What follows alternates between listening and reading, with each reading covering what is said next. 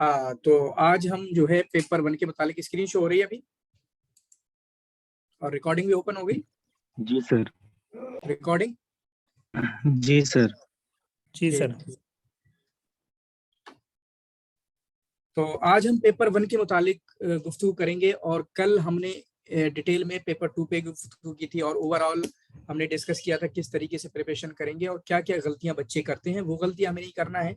Motivate करने की हमने आपको कोशिश की थी कि क्या क्या रीजंस हो सकते हैं कि जिसकी वजह से हमें जेआरएफ हासिल करना चाहिए, उससे हमारा क्या फायदा होगा, हमारी फैमिली को क्या फायदा होगा, और इसी तरीके से वो कौन सी प्रॉब्लम्स हैं, वो कौन सी मिस्टेक्स हैं, वो कौन सी गलतियां हैं जो अक्सर हमारे बच्चे कर रहे हैं, जिसकी वजह से वो नेट नहीं हासिल कर पा रहे हैं और जेआरएफ हासिल नहीं कर पा रही हैं।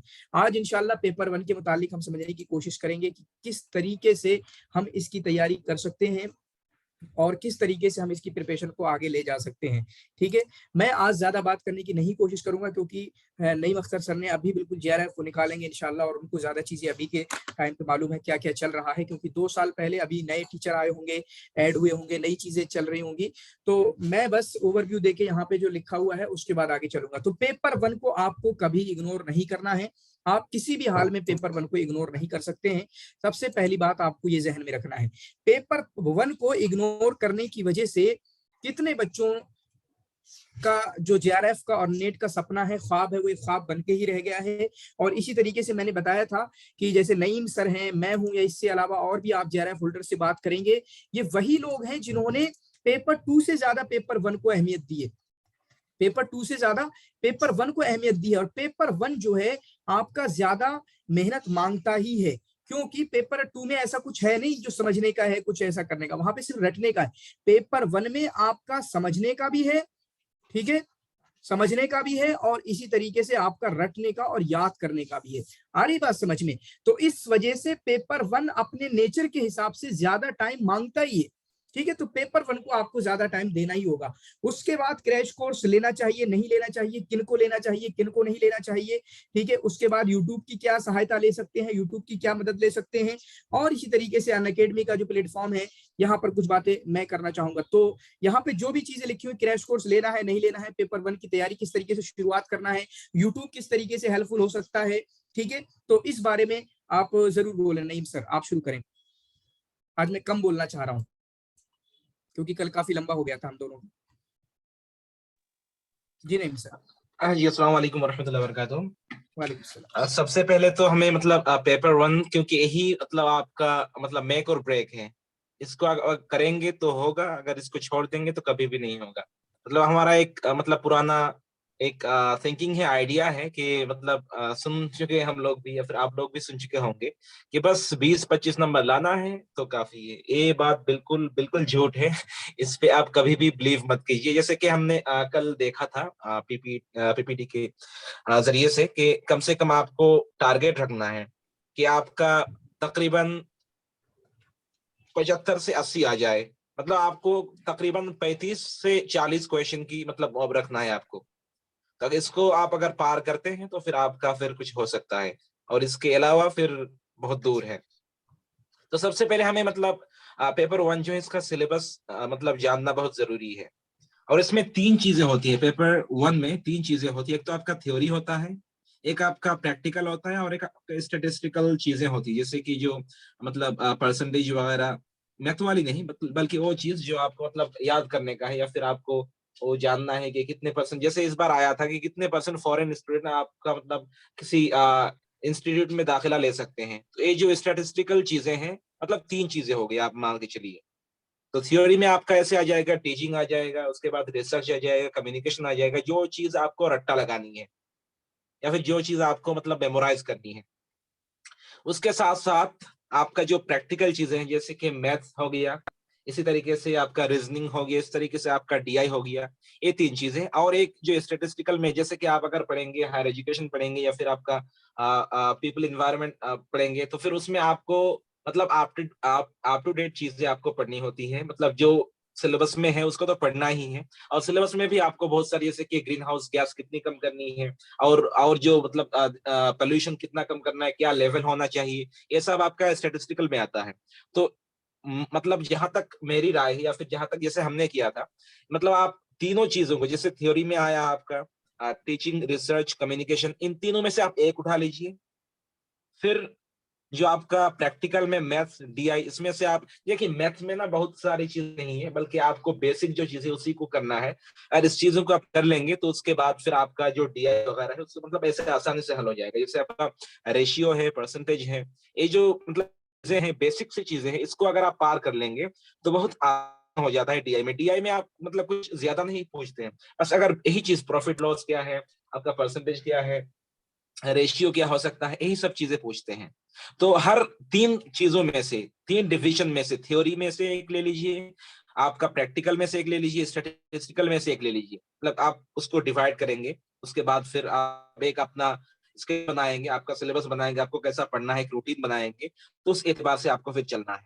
और मतलब ये जो थ्योरी है हमने मतलब खुद से नहीं किया है, बल्कि हमने तलवीर सर से सुना था। मतलब जब हम तैयारी शुरू करने वाले थे तो फिर बहुत सारे वीडियो इधर उधर देख रहे थे, तो इसमें से ये जो है बहुत अच्छा लगा था और इसको मतलब हेल्पफुल हो सकता है।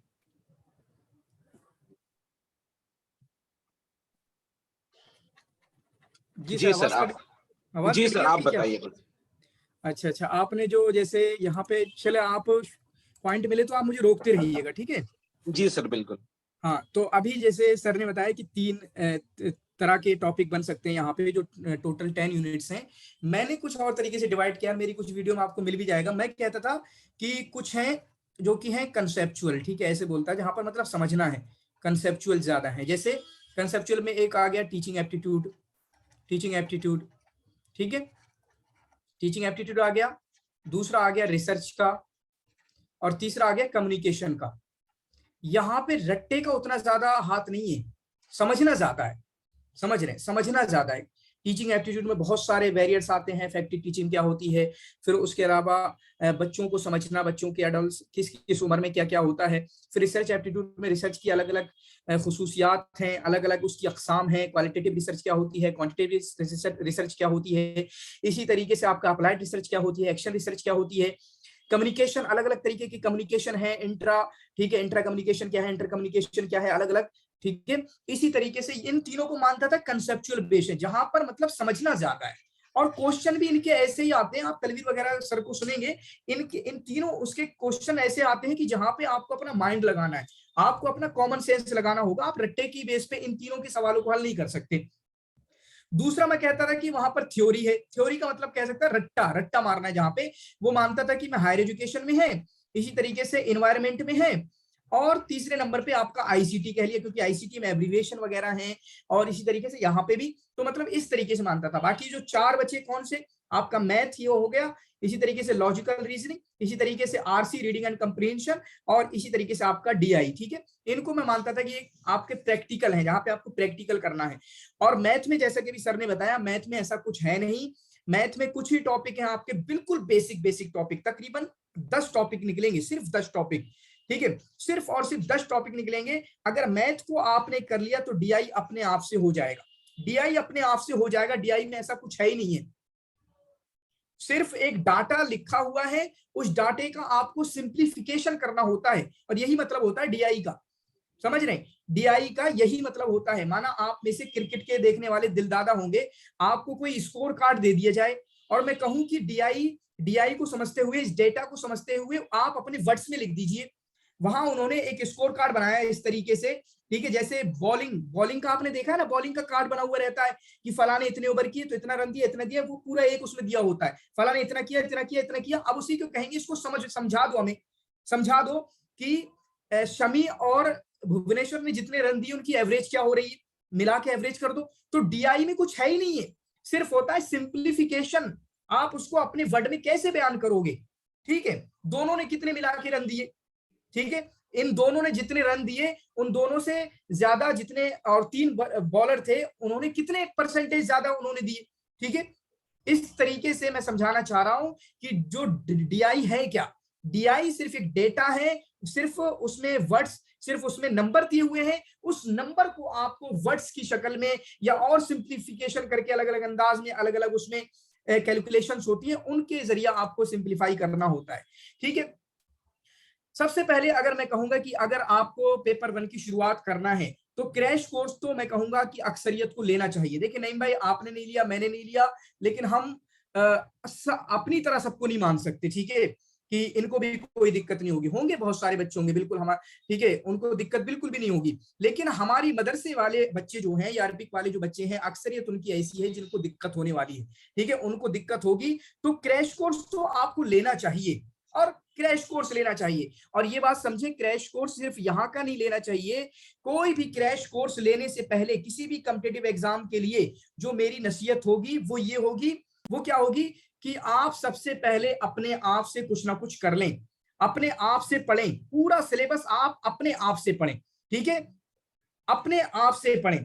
अगर किताब है, लेकिन हमारे पास जो किताब आती है, आगे हम बताएंगे, केवीएस मैदान है या कोई और सी किताब है, वो हमसे तो पढ़ी नहीं जाती, हमें समझ में नहीं आती, ठीक है, चलो कोई नहीं, पता तो लगेगा कि हमें ये प्रॉब्लम हमें समझ में नहीं आ रही है। अब क्या करें, यूट्यूब पे जाके आप टीचर्स को देखें, यूट्यूब पे जाके अनअकैडमी के टीचर्स हैं, जैसे तलवीर सर है, किसी को तलवीर सर पसंद आ जाते हैं, किसी को आपकी नवदीप मैम पसंद आ आपकी आवाज जाती बहुत है। फस-फस के आ रही है। अच्छा, आवाज फस फस के आ रही है? जी जी, बीच बीच में कटी जा रही है। नो सर, उनके यहाँ नेटवर्क प्रॉब्लम, आपकी आवाज सही आ रही है। अच्छा अच्छा अच्छा। ठीक, तो नवदीप मैम, ठीक है, नवदीप मैम हो गई, ये आपके अनअकैडमी से ताल्लुक रखती हैं। इसी तरीके से भरत कुमार सर बहुत लोगों को पसंद आते हैं, आपको वहां सुनना चाहिए। मैं कह रहा हूँ क्रैश कोर्स लेने से पहले का मरहला बता रहा हूँ, क्रैश कोर्स लेना चाहिए। मैं अक्सर को रिकमेंड करूंगा 90% बच्चों को कि आप क्रैश कोर्स लीजिएगा। क्रैश कोर्स नहीं लोगे, आप गोया कि अपना एक अटेम्प्ट इजाफी करवा दोगे। और टाइम की मेरी नजर में बहुत अहमियत है।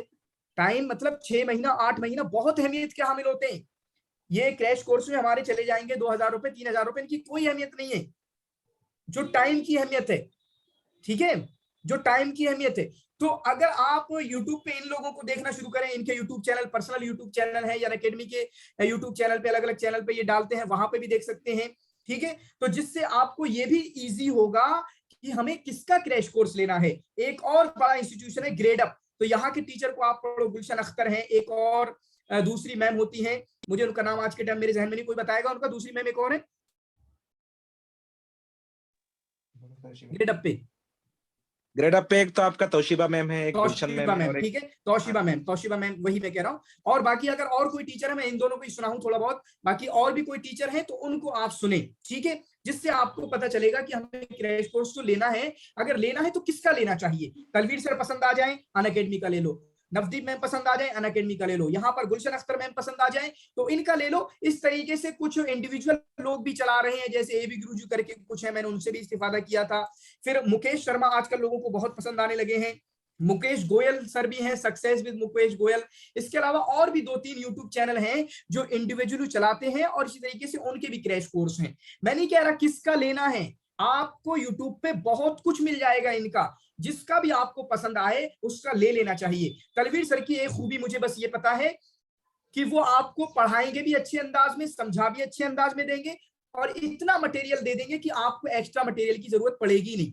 यूट्यूब पे इवन यूट्यूब पे भी इनके अलावा एक्स्ट्रा मटेरियल की जरूरत नहीं पड़ेगी। बाकी बात करूं मैं भरत कुमार सर की, वो कंसेप्ट बहुत अच्छे समझाते हैं, लेकिन उनके पास मटेरियल उतना नहीं होता है। नवदीप मैम को मैंने नहीं सुना है, ठीक है, नवदीप मैम को मैंने नहीं सुना है, बल्कि समझे कि मैंने कितनी बार बताया है कि मैंने अलिफ से जेड तक हर चीज में तलवीर सर को फॉलो किया है, ठीक है। तो ये बात हो गई आपकी। अब किस तरीके से यूट्यूब से इस्तेफादा कर सकते हैं?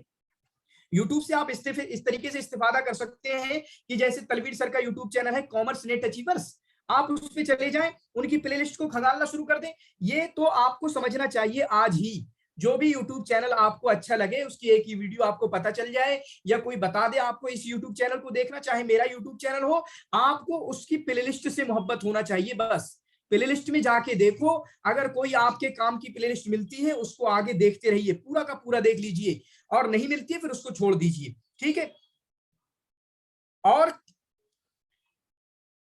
तो सबसे पहला काम ये करना है कि जो भी YouTube चैनल आपको देखना है उसकी प्लेलिस्ट में देखिए, जाके देखिए कि क्या क्या मिल रहा है। अब शुरुआत कैसे करेंगे, मिसाल के तौर पे अगर मैं समझाऊं तो यहाँ पे बताऊंगा, अगर आपको शुरुआत करना है, तलवीर सर का टीचिंग एप्टीट्यूड पढ़ा हुआ है पूरा का पूरा, जो उन्होंने 3-4 साल पहले पढ़ाया था। इनका रिसर्च एप्टीट्यूड भी पढ़ा हुआ है, वो भी आप देख सकते हैं। लेकिन जनरली अगर मैं आपको समझाना चाहूं, आपको कोई भी यूनिट पढ़ना है, अगर माना आपको टीचिंग एप्टीट्यूड पढ़ना है, यूनिट 1 से अगर आपको पढ़ना है तो यूट्यूब पे आप डालेंगे टीचिंग एप्टीट्यूड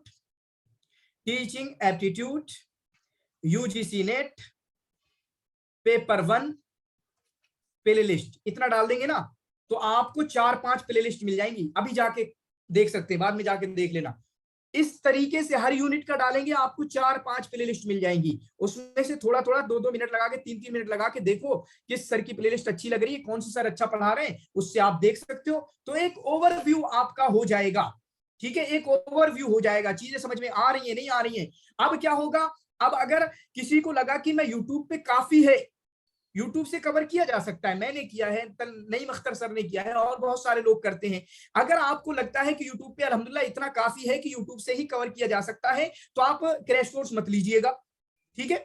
और अगर आपको लगता है नहीं मुझे तो सिस्टम में बनने की जरूरत है, मैं यूट्यूब पे जाके कहीं वो कोई और वीडियो देखने लगता हूं, मैं सिस्टम में बन ही नहीं पाता हूं, मुझे क्रैश कोर्स ज्वाइन करना चाहिए, तब आपको क्रैश कोर्स ज्वाइन करना चाहिए, ठीक है। तो YouTube से इस्तेफादे की सूरत क्या है, आप जाएं सिस्टम में पढ़िए और जो भी प्लेलिस्ट आपको पसंद आ जाए, ठीक है, जो भी प्लेलिस्ट आपको पसंद आ जाए उसको आप देख सकते हैं पूरा का पूरा, ठीक है। और मैं इंशाल्लाह कोशिश करूंगा कि आपको जितनी भी प्लेलिस्ट मुझे पता है, जितना भी कुछ है, मैं इंशाल्लाह आपके साथ अपना जो शाहीन बैच ग्रुप है वहां पे शेयर कर दूंगा ताकि बच्चों का इससे फायदा हो सके, ठीक है। लेकिन कोशिश ये करना चाहिए कि आप अपने आप से तलाश करें।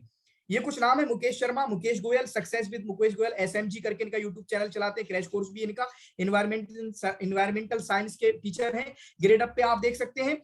फिर उसके बाद अनअकैडमी लर्निंग एप्लीकेशन है। अगर आपको कोई टीचर अनअकैडमी का पसंद आ जाता है, 3 टीचर तो हमने बता दिए, उसके अलावा भी अदिति मैम करके कोई है जो मतलब ठीक है वो भी अच्छा पढ़ाती हैं, या और बहुत सारे टीचर हैं, तो आप अनअकैडमी का जो एप्लीकेशन है उसको डाउनलोड करें। इनकी स्पेशल क्लासेस होती हैं और स्पेशल क्लासेस का मतलब होता है फ्री क्लासेस होती हैं, ठीक है। यहाँ पर बहुत कुछ अवेलेबल है, बहुत कुछ मौजूद है, यहाँ पर पूरी की पूरी तैयारी आप यहाँ से कर सकते हो। तलवीर सर के जब मैं तैयारी करता था उस टाइम पे इतना कुछ मौजूद था, 2 साल बाद तो पता नहीं क्या क्या मौजूद होगा, आप समझ ही नहीं सकते। बस आपको क्या करना है, मेहनत करना है। उनकी स्पेशल वीडियोस हैं, वहां तक आप पहुंच जाइए, फिर उसके बाद देखने लगिए कि सर ने क्या क्या वीडियो बनाई है, सर ने क्या क्या वीडियो बनाई है। 3-3 घंटे के मैराथन वहां पर पड़े हुए हैं और मैराथन वगैरह उनके हर टॉपिक पे, हर यूनिट पे पड़े हुए हैं, जिससे फायदा क्या होगा कि आपको कंसेप्ट बिल्डिंग में इस यूनिट में है क्या, बड़ा बहुत ज्यादा फायदा होगा आपका इंशाल्लाह, ठीक है। तो यहाँ पर आप कुछ ऐड करना चाहेंगे नईम अख्तर सर तो कर दें, बाकी हम आगे चलते हैं। जी, जहां तक मैराथन्स की बात है, इस बार शायद किसी ने मतलब जितने भी उनके मैराथन्स हैं सबको एक ही जगह पे टेलीग्राम में जमा किया हुआ है। अगर इंशाल्लाह फिर मैं भेज ही दूंगा, मेरे पास है वो लिंक, एक मतलब एक साथ सब कुछ है, तो उसमें हाँ मतलब आपको सब कुछ मिल जाएगा, इंशाल्लाह मैं भेज दूंगा। जी जी, ठीक है। तो ये देख सकते हैं। बाकी उसके अलावा आप क्वेश्चन लिख लीजिएगा, कोई भी क्वेश्चन है। यहाँ पे जो बुक्स रिकमेंड की जाती हैं वो बुक्स मैंने जो लिखी है KVS मैदान, शायद 5th एडिशन अगर आ गया हो, जो भी लेटेस्ट एडिशन है वो, ठीक है। अगर 5th आ गया हो तो 5th वो बुक आप खरीद लें, ठीक है, मंगा लें, यही अच्छा है, ठीक है, बेस्ट है। और इसी तरीके से आपको एक और क्वेश्चन बैंक के तौर पे या PYQs के तौर पे, यहाँ PYQs और MCQs दोनों को इन्होंने ऐड किया है। ये किताब नवदीप मैम की है, इसको भी मंगा सकते हैं, ठीक है, इसको भी मंगा सकते हैं। ये 2 किताबें, किताबों के तौर पे सिर्फ यही 2 किताबें काफी हैं। यहाँ पर आपकी पूरी की पूरी थ्योरी मौजूद है। देखिए पेपर 1 में भी कोई किताब इनफ नहीं है, आपको ऐड करना होगा, कहीं नोट्स के जरिया, कहीं विकिपीडिया के जरिया, कहीं टीचर्स की वीडियोस के जरिया। यहाँ पर भी कोई एक बुक है नहीं, हालांकि बहुत कुछ कवर नहीं करने की इन्होंने कोशिश की है। इसी तरीके से नवदीप मैम की आप PYQs की, इससे PYQs भी आपको मिल जाएंगे और इसी तरीके से आपको MCQs वगैरह की प्रैक्टिस भी आपके हो जाएगी। उसके अलावा जरूरत नहीं है, लेकिन अगर किसी को लगता है कि कोई किताब से मुझे एडिशन करना चाहिए तो इन तीनों में से कोई एक बुक भी खरीदी जा सकती है। हरप्रीत कौर की है, अरिहंट की है, लुसेंट की है। मेरे पास ये 3 बुक हुआ करती थी, अरिहंट, लुसेंट, और अरिहंट नहीं, ये लुसेंट लिख दिया मैंने, बल्कि ट्रूमान की आती है, ट्रूमान की। ये 3 बुक्स मेरे पास हुआ करती थी, ठीक है। लेकिन मैं कह रहा हूं जरूरत नहीं है, बिल्कुल भी जरूरत नहीं है। ऊपर वाली एक किताब KVS मैदान, ठीक है, ये वाली किताब, और दूसरी किताब ये, बस इन 2 किताबों की जरूरत है अगर किताबों की बात करें, ठीक है। बाकी KVS मैदान को आपको पता है क्या, KVS मैदान हसन जय्यात है, जो हमारा हसन ज़ियाद का मकाम है, बल्कि हसन ज़ियाद से भी बढ़ के है पेपर 1 के लिए। तो मतलब कहने का यह है कि जिस तरह हसन ज़ियाद को पढ़ना है उससे नोट मत बनाइए, जैसे हसन ज़ियाद से नोट नहीं बनाना है, आपको हाईलाइट वहीं पर कर लीजिए, बार बार उसको पढ़िए। केवीएस मैदान का भी यही करिए, ठीक है, उसके नोट बनाइए, वहीं पर उसको हाईलाइट कर लीजिए, वहीं पे बार बार उसको पढ़िए, सही है। फिर उसके बाद आप जो है नवदी मैम की पीवाईक्यूज की बुक। जी सर। नहीं सर। जी, मैं बिल्कुल इत्तेफाक करता हूँ आपकी इस बात से कि बिल्कुल हसन ज़ियाद है फर्स्ट पेपर के लिए, क्योंकि आप देखेंगे जब आप किसी भी क्रैश कोर्स ले लीजिए या फिर यूट्यूब में देख लीजिए, जितने भी डेफिनेशंस वगैरह हैं, चाहे वो अनअकैडमी में हो, चाहे वो बायजूस में हो, आप मतलब वर्ड टू वर्ड आपको मिल जाएगा कि केवीएस मदान की बुक से ली गई है। और जहाँ तक बात है कि अगर आप मतलब सब्सक्रिप्शन ले लेते हैं, मतलब बायजूस का हो या फिर अनअकैडमी का हो या फिर किसी का भी हो, वहाँ पे आपको मतलब एक तरीके से सब कुछ मिल जाता है। और ये बेहतर चीज़ है, मतलब एक +1 है आपके लिए अगर आप केवीएस मदान लेते हैं। +1 नहीं बल्कि आपको लेना चाहिए, और इस एतबार से आप मतलब अगर हैंडबुक रहेगा, आप उसमें हाइलाइट करेंगे तो ज़्यादा आपका याद होगा। इस तरीके से जैसे कि आप हसन ज़ियाद को करेंगे, उस एतबार से आप फर्स्ट पेपर के लिए इसको आप एक मतलब दारोमदार बना लीजिए। और वैसे तो आपकी यूट्यूब के वीडियोस हैं और आप अगर सब्सक्रिप्शन मतलब लेंगे तो फिर और तो कुछ जरूरत है ही नहीं, क्योंकि शायद आप लोग को नोट भी प्रोवाइड करेंगे सब्सक्रिप्शन में। लेकिन जो लोग सब्सक्रिप्शन नहीं लेंगे उनके लिए भी एक काफी है, मतलब केवीएस मदान ले लीजिए। और जो केवीएस मदान के अलावा जैसे कि आपको तलवीर सर के वीडियोस मिल जाएंगे, और बायजूस के तकरीबन हर रोज वो वीडियो मतलब करते हैं, तो इंशाल्लाह उसमें भी कोई दिक्कत नहीं होगी। लेकिन जो इस्ताद रखते हैं बिल्कुल आपको लेना चाहिए, क्योंकि आपको मतलब कहीं भागना दौड़ना नहीं पड़ेगा उसमें, आपको एक ही जगह पे सब कुछ मिल जाएगा।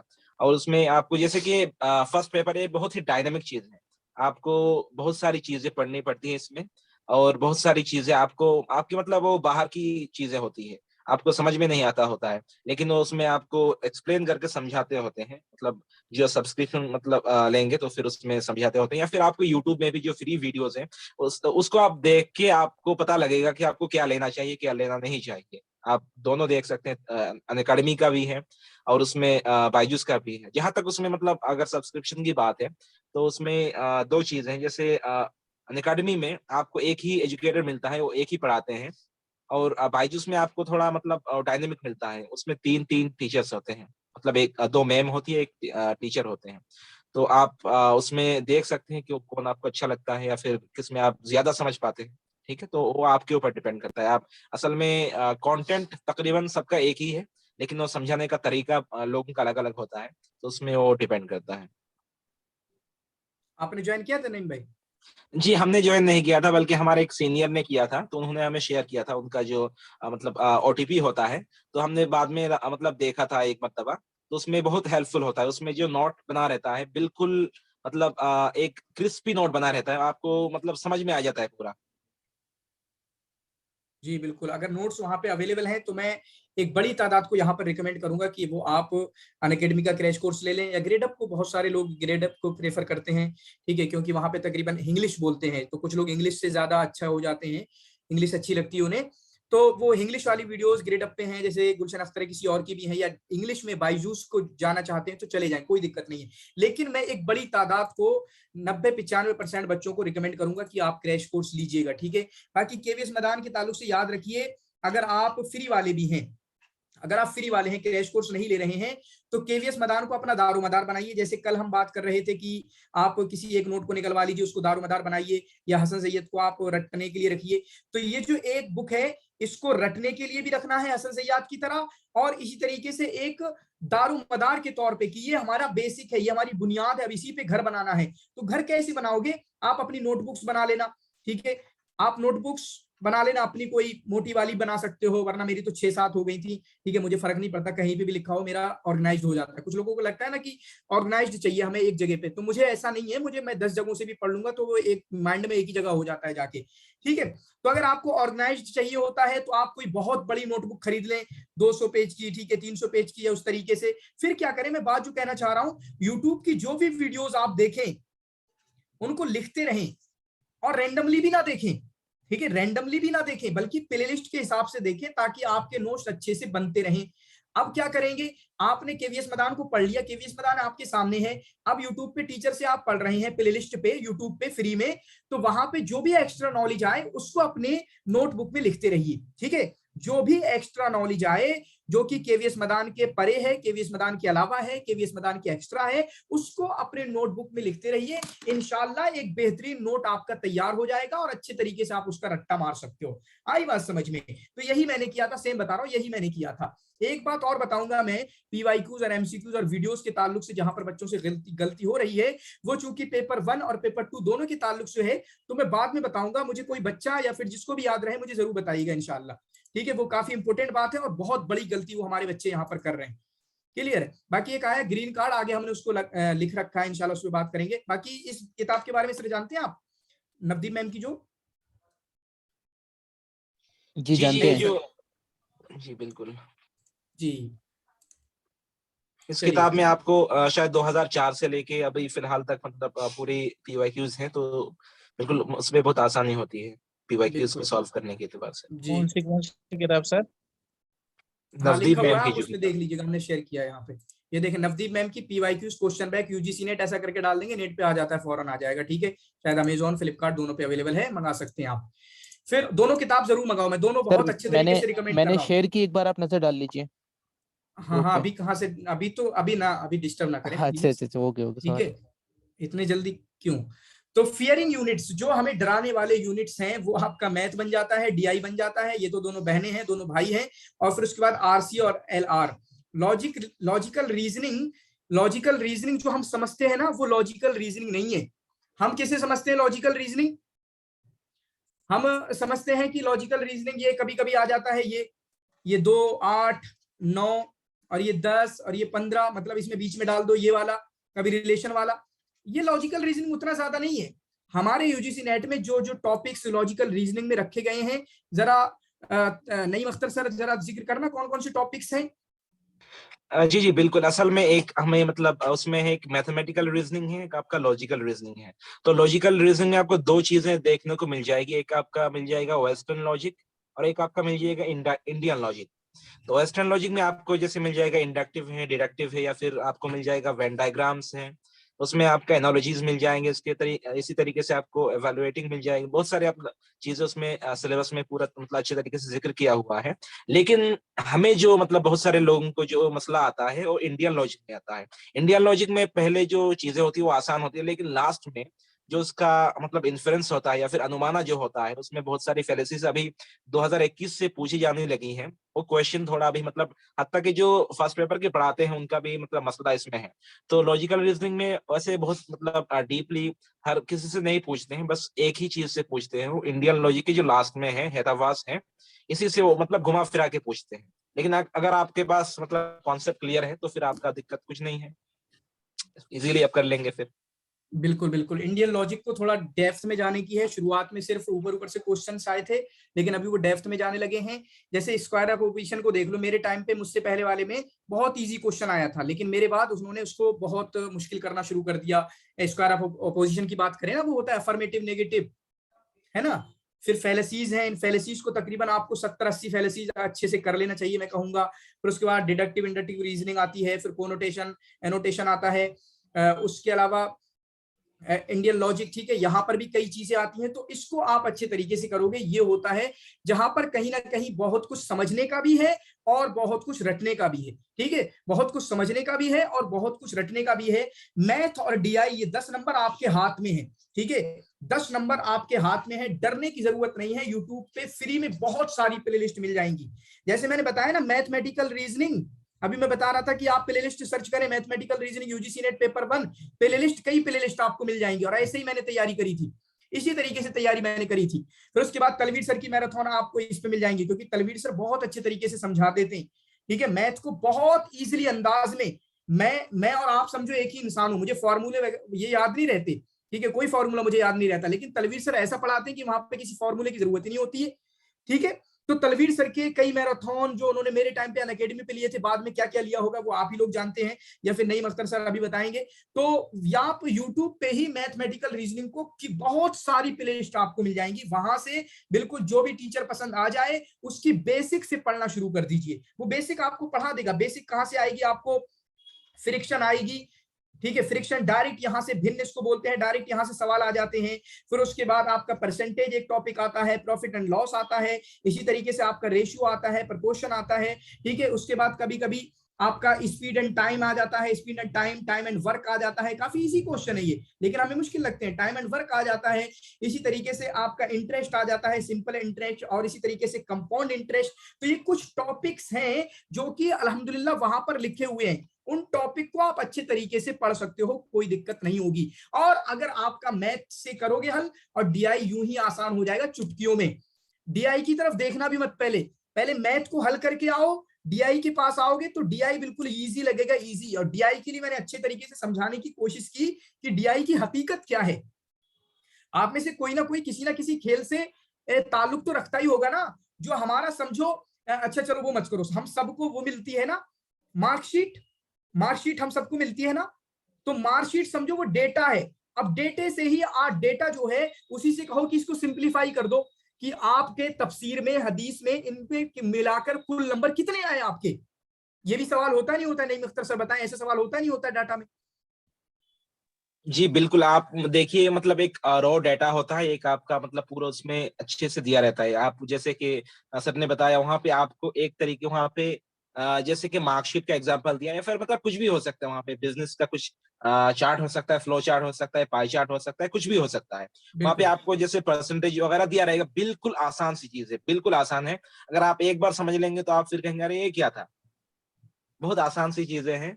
आप बस इसमें बहुत टफ भी नहीं पूछते हैं। देखिए 5 क्वेश्चन होते हैं, उसमें 3 क्वेश्चन ऐसे ही बन जाते हैं, और 2 क्वेश्चन डालते ही हैं हार्ड क्वेश्चन। अब जो अच्छे से पढ़ते हैं उनको वो 2 क्वेश्चन आ जाते हैं, लेकिन 3 क्वेश्चन आपको अगर बेसिक सी चीजें पता है तो फिर आपको ऐसे ही आ जाएगा। अच्छा, कोई हैंड रेज कर रहा है शायद। हाँ राबिया बोले। हाँ जी, कुछ पूछना चाहते हैं तो पूछ लीजिए। जी बोले राबिया। तो शायद गलती से हैंड रेज हो गया होगा। हाँ, तो उन्होंने छुपा दिया। तो रीडिंग कंप्रहेंशन यहाँ पे देखिए वही मसला है जो हमारा पैराग्राफ का अरबी में मसला है। सेम चीज है। आपको इंग्लिश को थोड़ा अच्छा करोगे, इंग्लिश अच्छी होगी तो किसी को कोई दिक्कत नहीं होगी, ठीक है। मैं इसमें क्यों कॉन्फिडेंट हो गया था कि मॉक टेस्ट में मेरा कभी गलत होता ही नहीं था। नहीं भाई, जब भी मैं मॉक टेस्ट देता था तो आरसी मेरा कभी गलत होता ही नहीं था, तो जिसकी वजह से मैंने कभी पढ़ा ही नहीं इसको। और अक्सर बच्चे यही करते हैं। और पिछले 3 अटेम्प्ट से आरसी बहुत इजी आ रहा है। अरब इंग्लिश वाला जो हमारा पेपर 1 में है, आरसी बहुत इजी आ रहा है, ठीक है। पिछली बार का जो आरसी था इतना इजी था कोरोना के बारे में कि मतलब बगैर पढ़े भी क्वेश्चन के जवाब दिए जा सकते थे 5 में से 4। तो फिर भी आप जो है, अगर आपको लगता है इंग्लिश में प्रॉब्लम है, तो आप अपनी रीडिंग कम्प्रिहेंशन अच्छी करने के लिए, इंग्लिश की समझ अच्छी करने के लिए आप पढ़ सकते हैं और अपने इसको अच्छा कर सकते हैं, ठीक है। यहाँ पे कोई दिक्कत की बात नहीं है। बाकी मैथ से मत डरिएगा, सिर्फ इतना समझा रहा हूं। हमें डर इसलिए लगता है क्योंकि हमने इससे पहले कभी पढ़ा नहीं है, ठीक है, कभी हमने देखा ही नहीं है। तो डर किस बात का है? देखेंगे तो हमारे लिए कौन सी चीज मुश्किल होती है? हमने इतनी बड़ी बड़ी हदीसें पढ़ रखी हैं। कितने आप में से जो हिफ्ज़ कुरान कर रखे हैं, पूरा का पूरा कुरान 800 पेज का जिन्होंने हिफ्ज़ कर लिया हो, उनके लिए मैथ डराने वाला होगा? बिल्कुल भी नहीं होना चाहिए, ठीक है। हम तो इतना याद करके आए हैं, तो हमें कभी डर नहीं लगना चाहिए। ये मैथ और छोटी चीजें हैं, ये बहुत छोटी चीजें हैं। और मैथ के बिल्कुल सबसे इजी टॉपिक्स जो कि 7th क्लास का बच्चा हल कर लेता है, 8th क्लास के टॉपिक्स हमारे होते हैं, घर से 10th स्टैंडर्ड लिखा हुआ है।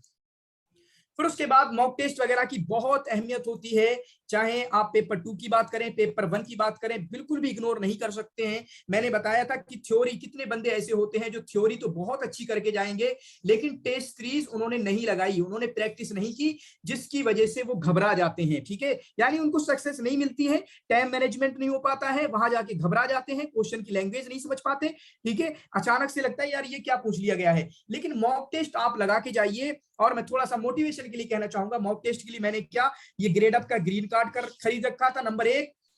इसी तरीके से एक साथ तैयार करने वाली उसने खरीदा था कहीं से, उसका मैंने ले लिया था, ठीक है, एक ये हो गया। इसी तरीके से अनअकैडमी के फ्री भी रहते थे, वो मैं हर संडे को अटेम्प्ट करता था, तीसरा ये हो गया।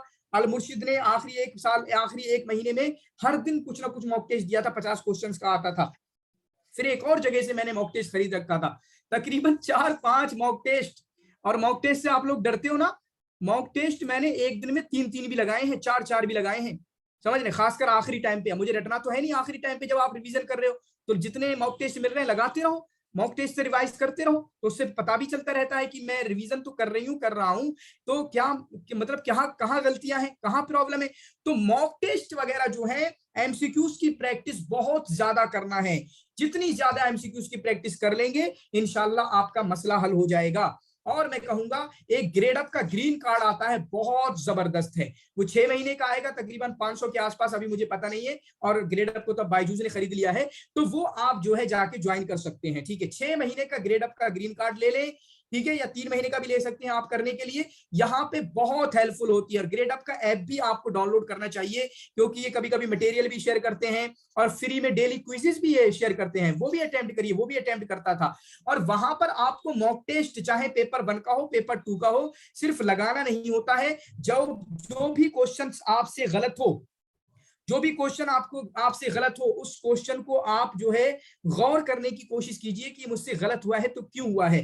कुछ भी क्वेश्चन हमसे गलत हुआ है, उसके कई रीजन हो सकते हैं कि मैंने अभी पढ़ा ही नहीं है, मैंने पढ़ा तो था लेकिन अभी मेरे जहन में नहीं है, ठीक है, मैंने पढ़ा तो था लेकिन मुझे समझ में नहीं आया था, यहाँ पे कोई और कंसेप्ट पूछ लिया गया है।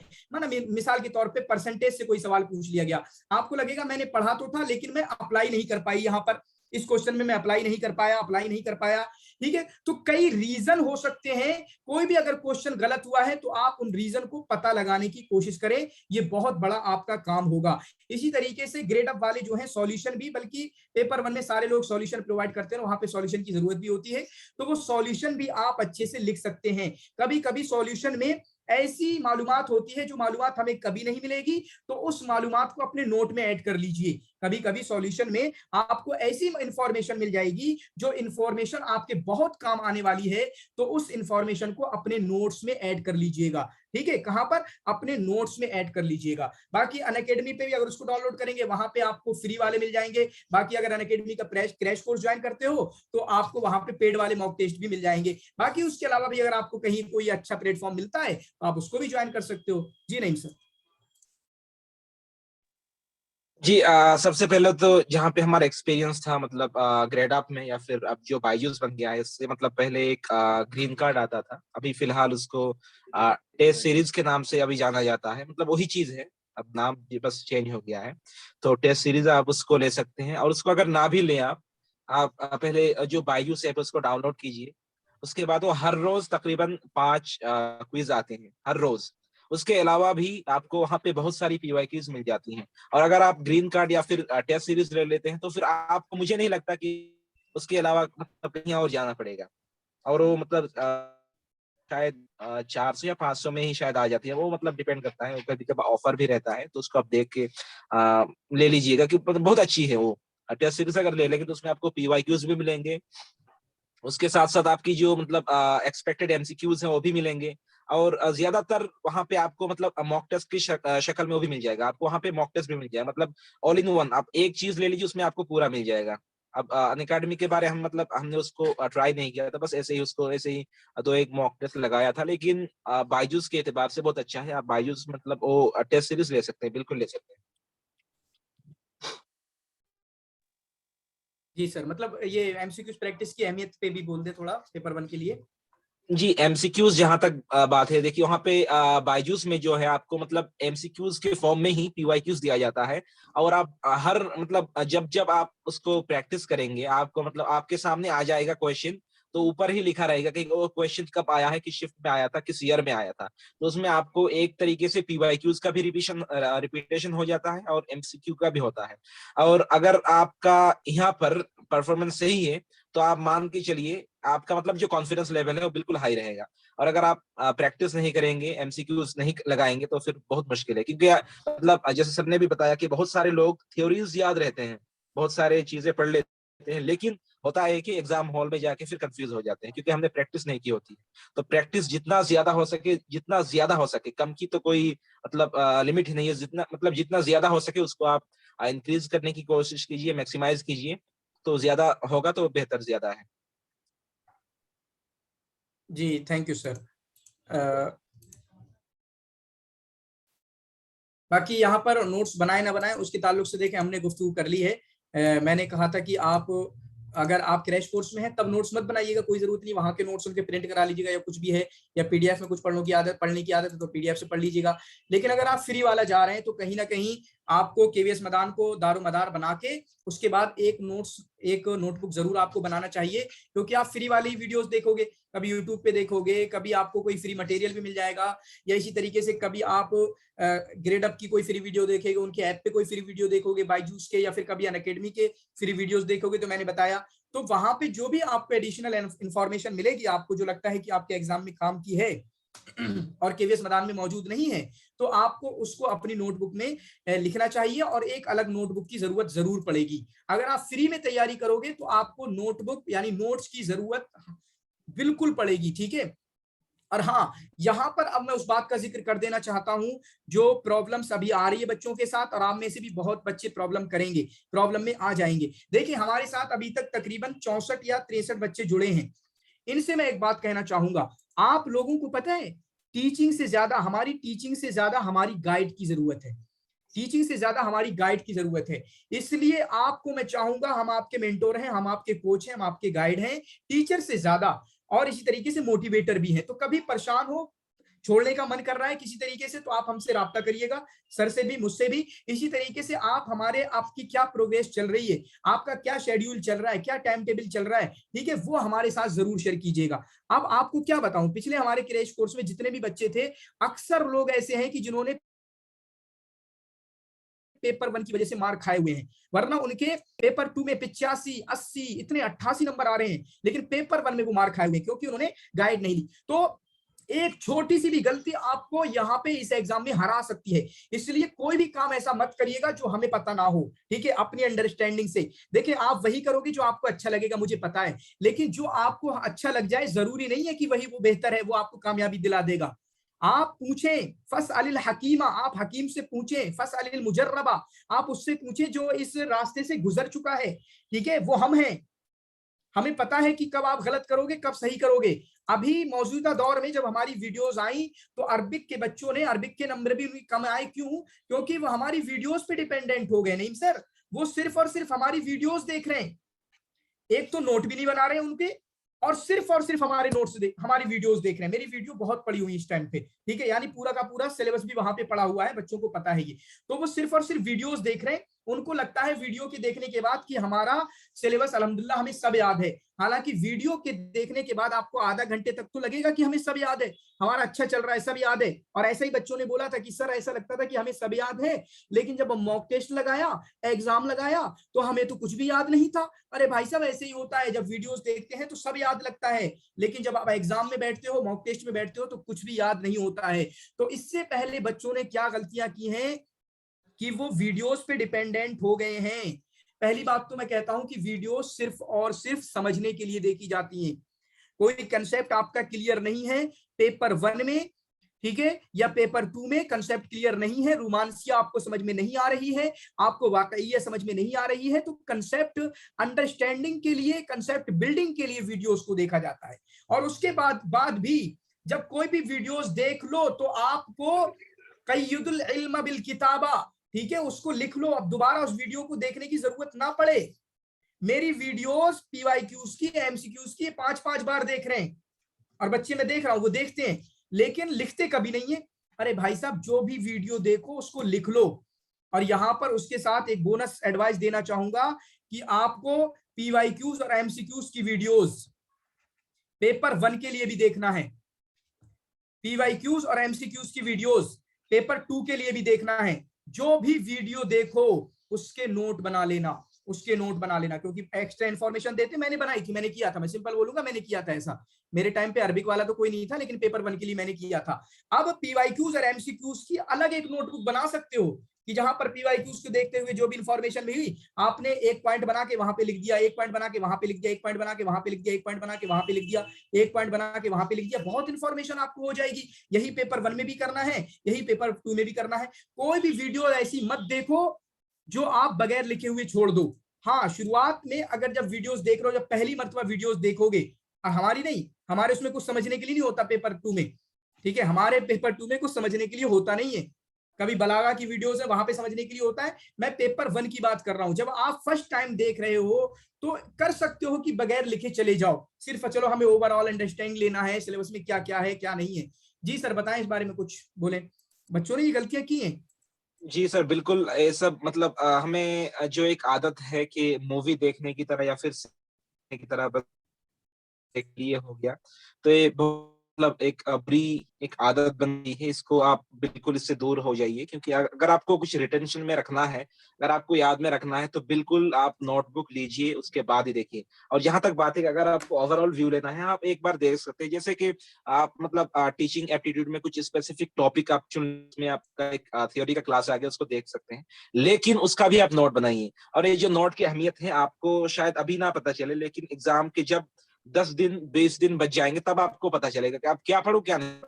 अगर आपके पास नोट होगा तो आप फिर उसको रिवीजन कर सकते हैं, एक मतलब एक से मतलब ए से लेके जेड तक कर सकते हैं। लेकिन अगर आपके पास नोट नहीं होगा तो फिर आप इधर भागेंगे उधर भागेंगे और फिर आपका दिमाग फिर कंफ्यूज हो जाएगा।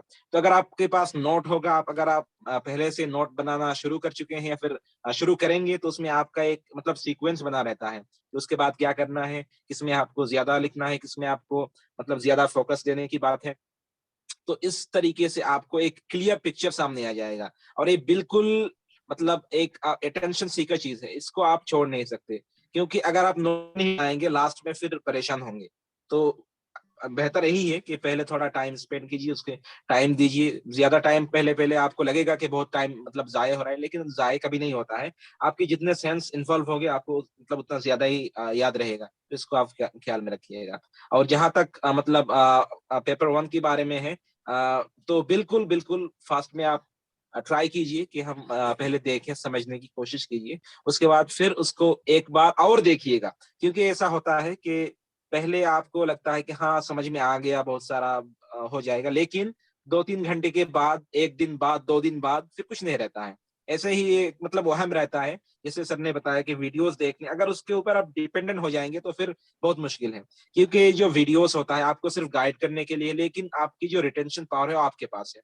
अगर आप उसको घिसेंगे नहीं, आप उसको अगर रिवीजन नहीं करेंगे तो फिर आपके पास रहेगा नहीं। जी सर। जी थैंक यू सर। असल में क्या हुआ, मुझे पता चला उससे पहले भी, जब वो उनके आते थे कि हमें तैयारी बहुत अच्छी हो गई है, फिर उसके बाद अभी मैं एमयू गया, वहां पे कुछ बच्चे मिले कि हम आपकी वीडियो 6-6 घंटा अपने कान पे लगा के घूमते रहते हैं, ठीक है। तो मुझे समझ में आ गया ये प्रॉब्लम है। ये अच्छी बात नहीं है कि मेरे वो बता रहे तारीफ के लिए कि हम आपकी वीडियो कितनी देखते हैं, लेकिन मुझे लगा ये प्रॉब्लम है और मैंने उनसे फौरन मुंह पे कहा कि ये नहीं करना है आपको, ठीक है। वीडियो एक बार देखिए, उसके नोट बनाइए, अपनी कॉपी में उसको लिख लीजिए, बस फिर दोबारा उस वीडियो को देखने की जरूरत नहीं है। खासकर अपने हमारे पेपर 2 की बात कर रहा हूं मैं, क्योंकि यहाँ पे अंडरस्टैंडिंग वगैरह कुछ नहीं लेना, आप क्रैश कोर्स के बच्चे हो, यहाँ पे सारी अंडरस्टैंडिंग आपकी हो ही जाएगी। तो ये गलती मत करना प्लीज प्लीज प्लीज, ये गलती नहीं करना।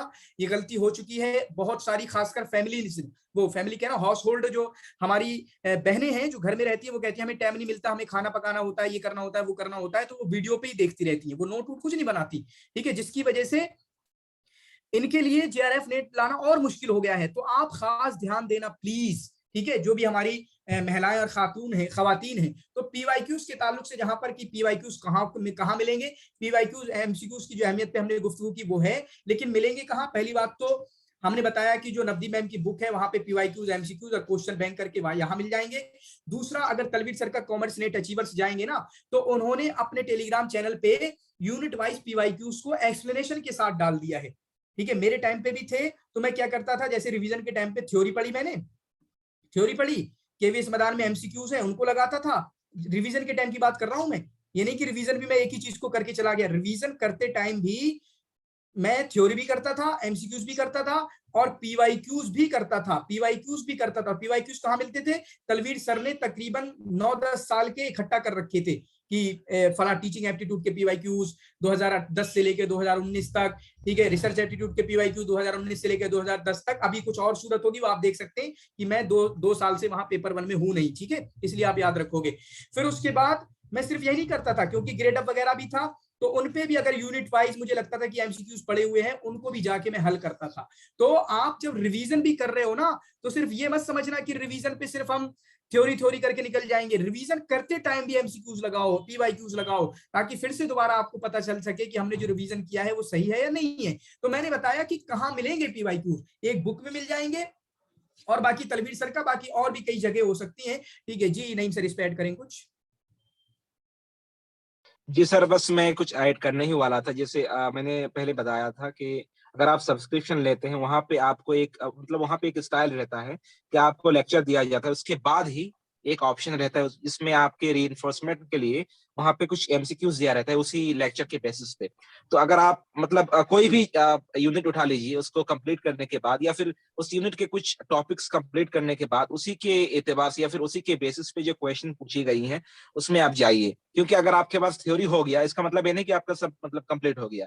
थ्योरी के बाद एमसीक्यू बहुत मतलब जरूरी है। अगर उसी यूनिट के एतबार से अगर आप करेंगे उसमें, तो आपका वो ज्यादा मतलब रहेगा अंदर। और इस तरीके से आप मतलब एक स्ट्रेटेजी बना लीजिए आप कि हमें ये यूनिट करना है, उसके बाद मतलब जितने भी एमसीक्यूज है, जैसे आप टीचिंग एप्टीट्यूड आपका पूरा हो गया, तो आपको जो इनका चैनल है commerce net achiever Talveer sir का, वहाँ पे आपको पूरा मिल जाएगा। और उसके अलावा भी बायजूस में आपका मैंने पहले भी बताया है ये चीज कि उसमें आपको पूरा पीवाईक्यूज ऐसे ही दिया रहता है। लेकिन अगर आपको ऐसे भी पढ़ना है आपके पीडीएफ की शक्ल में, उनकी चैनल में कॉमर्स नेट अचीवर में आपको बहुत सारे तकरीबन 2011 से या फिर उससे भी पहले से होंगे, तो आपको वहाँ पे एकदम सीरियल वाइज मिल जाएंगे, यूनिट वाइज मिल जाएंगे। ठीक है, तो आप पहले कंटेंट देखिए, उसके बाद आप पीवाईक्यूज भी देखिए। और पीवाईक्यूज अगर नहीं देखेंगे, देखिए मतलब देखिए इस बार जो हमारा मैथ का क्वेश्चन आया था ना, सब कुछ पीवाईक्यूज से आया था, लेकिन हम लोग ने पढ़ा नहीं हुआ था तो हमें मालूम नहीं चला था। तो यही चीज होता है, आप पीवाईक्यूज को रिपीट कीजिए, पीवाईक्यूज को बार बार देखिए, तभी आपको आएगा।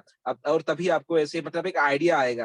क्योंकि देखिए मतलब जो एग्जामिनर जो है वो तो नहीं मतलब नई इजाद नहीं होता है, बल्कि वही एग्जामिनर बार बार वही क्वेश्चन बनाते हैं, लेकिन थोड़ा इधर उधर घुमाते हैं। बस क्वेश्चन होता है लेकिन घुमाते हैं वो। बस ये आपको ध्यान में रखना है। और बिल्कुल बिल्कुल पीवाईक्यूज को इग्नोर मत कीजिएगा, और कंटेंट के बाद इसको फॉलो कीजिएगा। मतलब एक स्ट्रेटजी बना लीजिए, कंटेंट उसके बाद फिर पीवाईक्यूज एमसीक्यू। जी, बाकी ये बात खत्म हुई। थोड़ा सा मोटिवेशन के लिए बोल देता हूँ, मदरसे में से मैं भी हूँ, मैंने कभी कुछ नहीं पढ़ा। जैसे मैथ की बात आई, मैथ है, डीआई है, आरसी है, और इसी तरीके से लॉजिकल रीजनिंग है। इनसे हम घबराते हैं। इन चारों में पता है मेरा एक भी क्वेश्चन गलत नहीं हुआ था। मैं भी मदरसे से हूँ, मैंने कभी मैथ नहीं पढ़ा। ठीक है, और मैथ का क्या प्रॉब्लम हुई कि मैंने 1 साल पढ़ा इंग्लिश में, तो 1 साल हिंदी में पढ़ा, तो 1 साल में मैंने उर्दू में पढ़ा।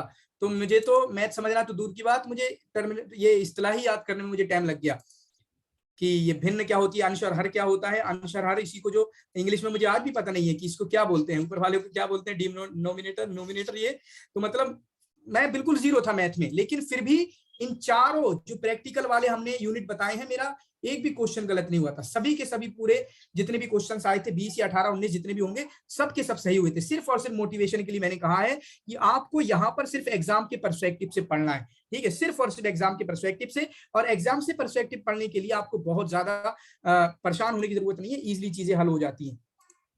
फिर यहाँ पर बस लास्ट में ऑल द बेस्ट। ठीक है, आप मेहनत से लग जाइएगा, इंशाल्लाह हम आपके साथ रहेंगे हर तरीके से।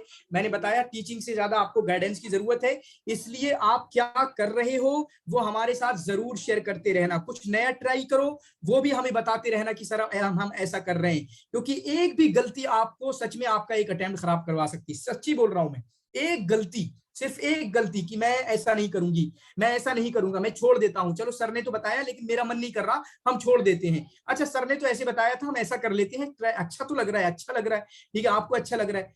तो इसलिए ध्यान रखिएगा, work hard, time management, balance, यानी दोनों पेपर के दरमियान, confidence, burning desire, MCQs, PYQs, revision, ये कुछ चीजें हैं। आखिरी इसको अपना डीपी वगैरह भी लगा सकते हो। ठीक है, बहुत कुछ कर सकते हो क्योंकि इसमें बहुत कुछ मौजूद है आपके जेआरएफ के लिए। तो कोई भी क्वेश्चन हो आप उसको यहाँ पर पूछ सकते हैं। बाकी इंशाल्लाह आज थोड़ा सा जो हमारा पेपर 2 का सिलेबस है उसके मुतालिक भी थोड़ी गुफ्तगू करेंगे। बाकी कोई सवाल हो पेपर 1 के मुतालिक से पूछ सकते हैं। मैं कह रहा था वो जो के लिए 3 बुक्स हैं, उसमें जो जी, कभी आवाज नहीं आ रही, आपकी आवाज नहीं आ रही। और अगला नीचे। जी सर, मैं कह रहा था पेपर 1 के लिए जो 3 बुक्स आपने वो सजेस्ट किए हैं, तो जी उनमें जी जो अव्वल किताब है केवीएस मदान की, तो चूंकि हमारे अरबिक के बच्चे ज्यादा वो अंग्रेजी में कमजोर भी होते हैं थोड़ा जी बहुत, तो उसमें केवीएस मदान में सर उसकी क्या पोजीशन है, क्या हमारे कमजोर बच्चे जो हैं उसे कवर कर सकते हैं या नहीं सर? तजुर्बा तो नहीं है चूंकि आप बता दें। जी नहीं सर। जी सर बिल्कुल। सबसे पहले तो असल में आपकी आवाज ना मतलब ब्रेक हो रही थी, पता नहीं क्यों, तो इसलिए मतलब क्वेश्चन मुझे प्रॉपर सुनाई नहीं दिया आपका। मैं बोलूं? जी जी जी बताइए। सर, ये बता रहा था जो 3 बुक सजेस्ट किए गए हैं, तो उनमें से केवीएस मदान जो अव्वल तरजीह दी गई है, तो उसकी इंग्लिश कैसे है? क्या हमारे कमजोर अरबिक के बच्चे उसे कवर कर सकते हैं या नहीं? अच्छा, बहुत आपकी वैलिड क्वेश्चन है और क्वेश्चन ने पूछना भी चाहिए, क्योंकि सही बात है कि उसमें जो आपका मतलब इंग्लिश यूज की गई। असल में देखिए, इंग्लिश टफ और इजी की बात नहीं है। आप अगर किसी स्पेसिफिक फील्ड में जाएंगे ना, तो उसमें आपको बहुत सारी मुस्तलाहात मिलेंगे, उसमें आपको बहुत सारी टर्मिनोलॉजीज मिलेंगी, तो हमें फिर वो हार्ड लगने लगती है। तो मतलब आसान सी चीज है, लेकिन आप यही चीज है ना कि आप अगर किताब से पढ़ेंगे तो बहुत सारी चीजें, बहुत सारी अल्फाज, बहुत सारी ऐसे आपको सेंटेंस मिल जाएंगे जो कि समझ के बाहर होगा। बहुत मतलब एक वैलिड सी चीज या फिर एक रेशनल बात है। तो इसीलिए मतलब ज्यादा प्रीफर किया जाता है अभी फिलहाल। बुक में जो लिखा है वो तो लिखा हुआ है, उसको चेंज नहीं किया जा सकता। लेकिन जो आपको यूट्यूब में पढ़ाते हैं, जैसे मतलब बायजूस का हो या फिर अनअकैडमी का हो, उसको आपको फिर तोड़ के समझाते हैं। उसको फिर जो एक स्पेसिफिक वर्ड है, उस वर्ड का माना क्या है, या फिर उसका जो मतलब मफहूम, उसका कॉन्सेप्ट क्या है, तो यही मतलब होता है। बिल्कुल आपकी सही बात है। क्वेश्चन भी सही है, क्योंकि उसमें कुछ कुछ अल्फाज, कुछ कुछ मतलब ज्यादातर अल्फाज जैसे ही है कि आपको समझ में नहीं आएगी। अगर आपको इंग्लिश आती भी होगी फिर भी नहीं समझ आएगी। कि कोई स्पेसिफिक फील्ड में अगर रिसर्च के बारे में आपको कोई मतलब वो सैंपलिंग के बारे में कहेगा, कोई नाम होगा, तो आपको कैसे समझ में आएगा? नहीं आएगा। इंग्लिश अगर हालांकि आपको आती है लेकिन नहीं आएगा। तो इसी एतबार से मतलब आपको मतलब प्रीफर यही किया जाता है कि आप यूट्यूब से देखें, यही बेहतर रहेगा। लेकिन आप बिल्कुल बुक को लीजिए, उसमें आप फिर मतलब एक बार समझने के बाद फिर से देखेंगे तो फिर आपको याद में रहेगा, ध्यान में रहेगा। अगर आप मतलब यूट्यूब की सहायता जी लेंगे सर। ना, तो वो समझ में आ जाएगा। समझ में इसलिए नहीं आता है, ये नहीं कि इंग्लिश टफ है, इंग्लिश टफ बिल्कुल भी नहीं है। इसलिए नहीं समझ में आता है क्योंकि वो हमें मतलब वो टॉपिक ही नहीं समझ में आ रहा है। इंग्लिश की वजह से नहीं प्रॉब्लम होती है। तो अगर आप यूट्यूब से देखेंगे तो इंशाल्लाह चीजें क्लियर हो जाएंगी। ठीक है। सर यहाँ पर एक चीज ये पूछना चाहेंगे, क्या कोई मतलब ऐसी बुक है जिसका टेक्स्ट मतलब कोई ऐसा टीचर हो वो टेक्स्ट बुक का रख के पढ़ाता हो, सेम मिसाल के तौर पे फिजिकली तौर पे मेरे पास वो बुक मौजूद हो और वो कोई टीचर पढ़ा रहा हो? वैसे बहुत सारे यूट्यूबर ऐसे भी होते हैं ना, वो जी कोई ऐसा तो बुक ले नहीं है, लेते हैं। ऐसा तो नहीं है, हाँ। लेकिन हम हमारा कुछ प्लान है कि हम करेंगे इंशाल्लाह। ठीक है, ओ ऐसा नहीं है, लेकिन हमारा कुछ वेरी प्लान है कि हम ऐसा ही करेंगे। वेरी ऐसा नहीं है नाइस। अभी तक। ठीक है, बाकी सर आप इसको एक्सप्लेन कर दें, आप जल्दी से कर लीजिएगा। मैं इस पे नहीं बोलूंगा, ये जो सिलेबस है इसको एक्सप्लेन कर दीजिए थोड़ा सा। ओके, जो जैसे कि हमें मालूम है कि हमारे जो सेकंड पेपर इसमें 10 यूनिट्स हैं, लेकिन आप इसको मान के चलिए 10 नहीं बल्कि 11 यूनिट्स हैं, क्योंकि उसमें जो आपकी अनसीन पैसेज आती है उसमें 10 क्वेश्चन आपको मान के ही चलिए, 10 क्वेश्चन आएंगे ही आएंगे। तो उसमें एक यूनिट आप मतलब ज्यादा करके चलिए। ठीक है, बहरहाल उसमें 10 यूनिट में है, लेकिन अनसीन जैसे कि फर्स्ट पेपर में आपको आरसी मिलता है, रीडिंग कॉम्प्रिहेंशन मिलता है, उस तरीके से आपको सेकंड पेपर में मिलता नहीं है।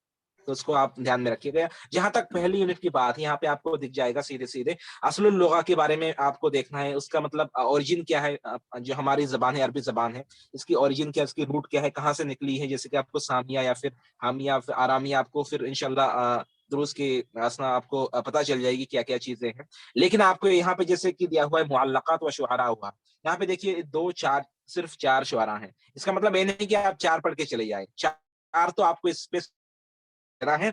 उसके साथ साथ जो बाकी मतलब 6 शुअरा है, हम अशरुल मुअल्लक़ा मान के चलते हैं, हम 10 मुअल्लक़ा मान के चलते हैं, मतलब 10 को आपको देखना है।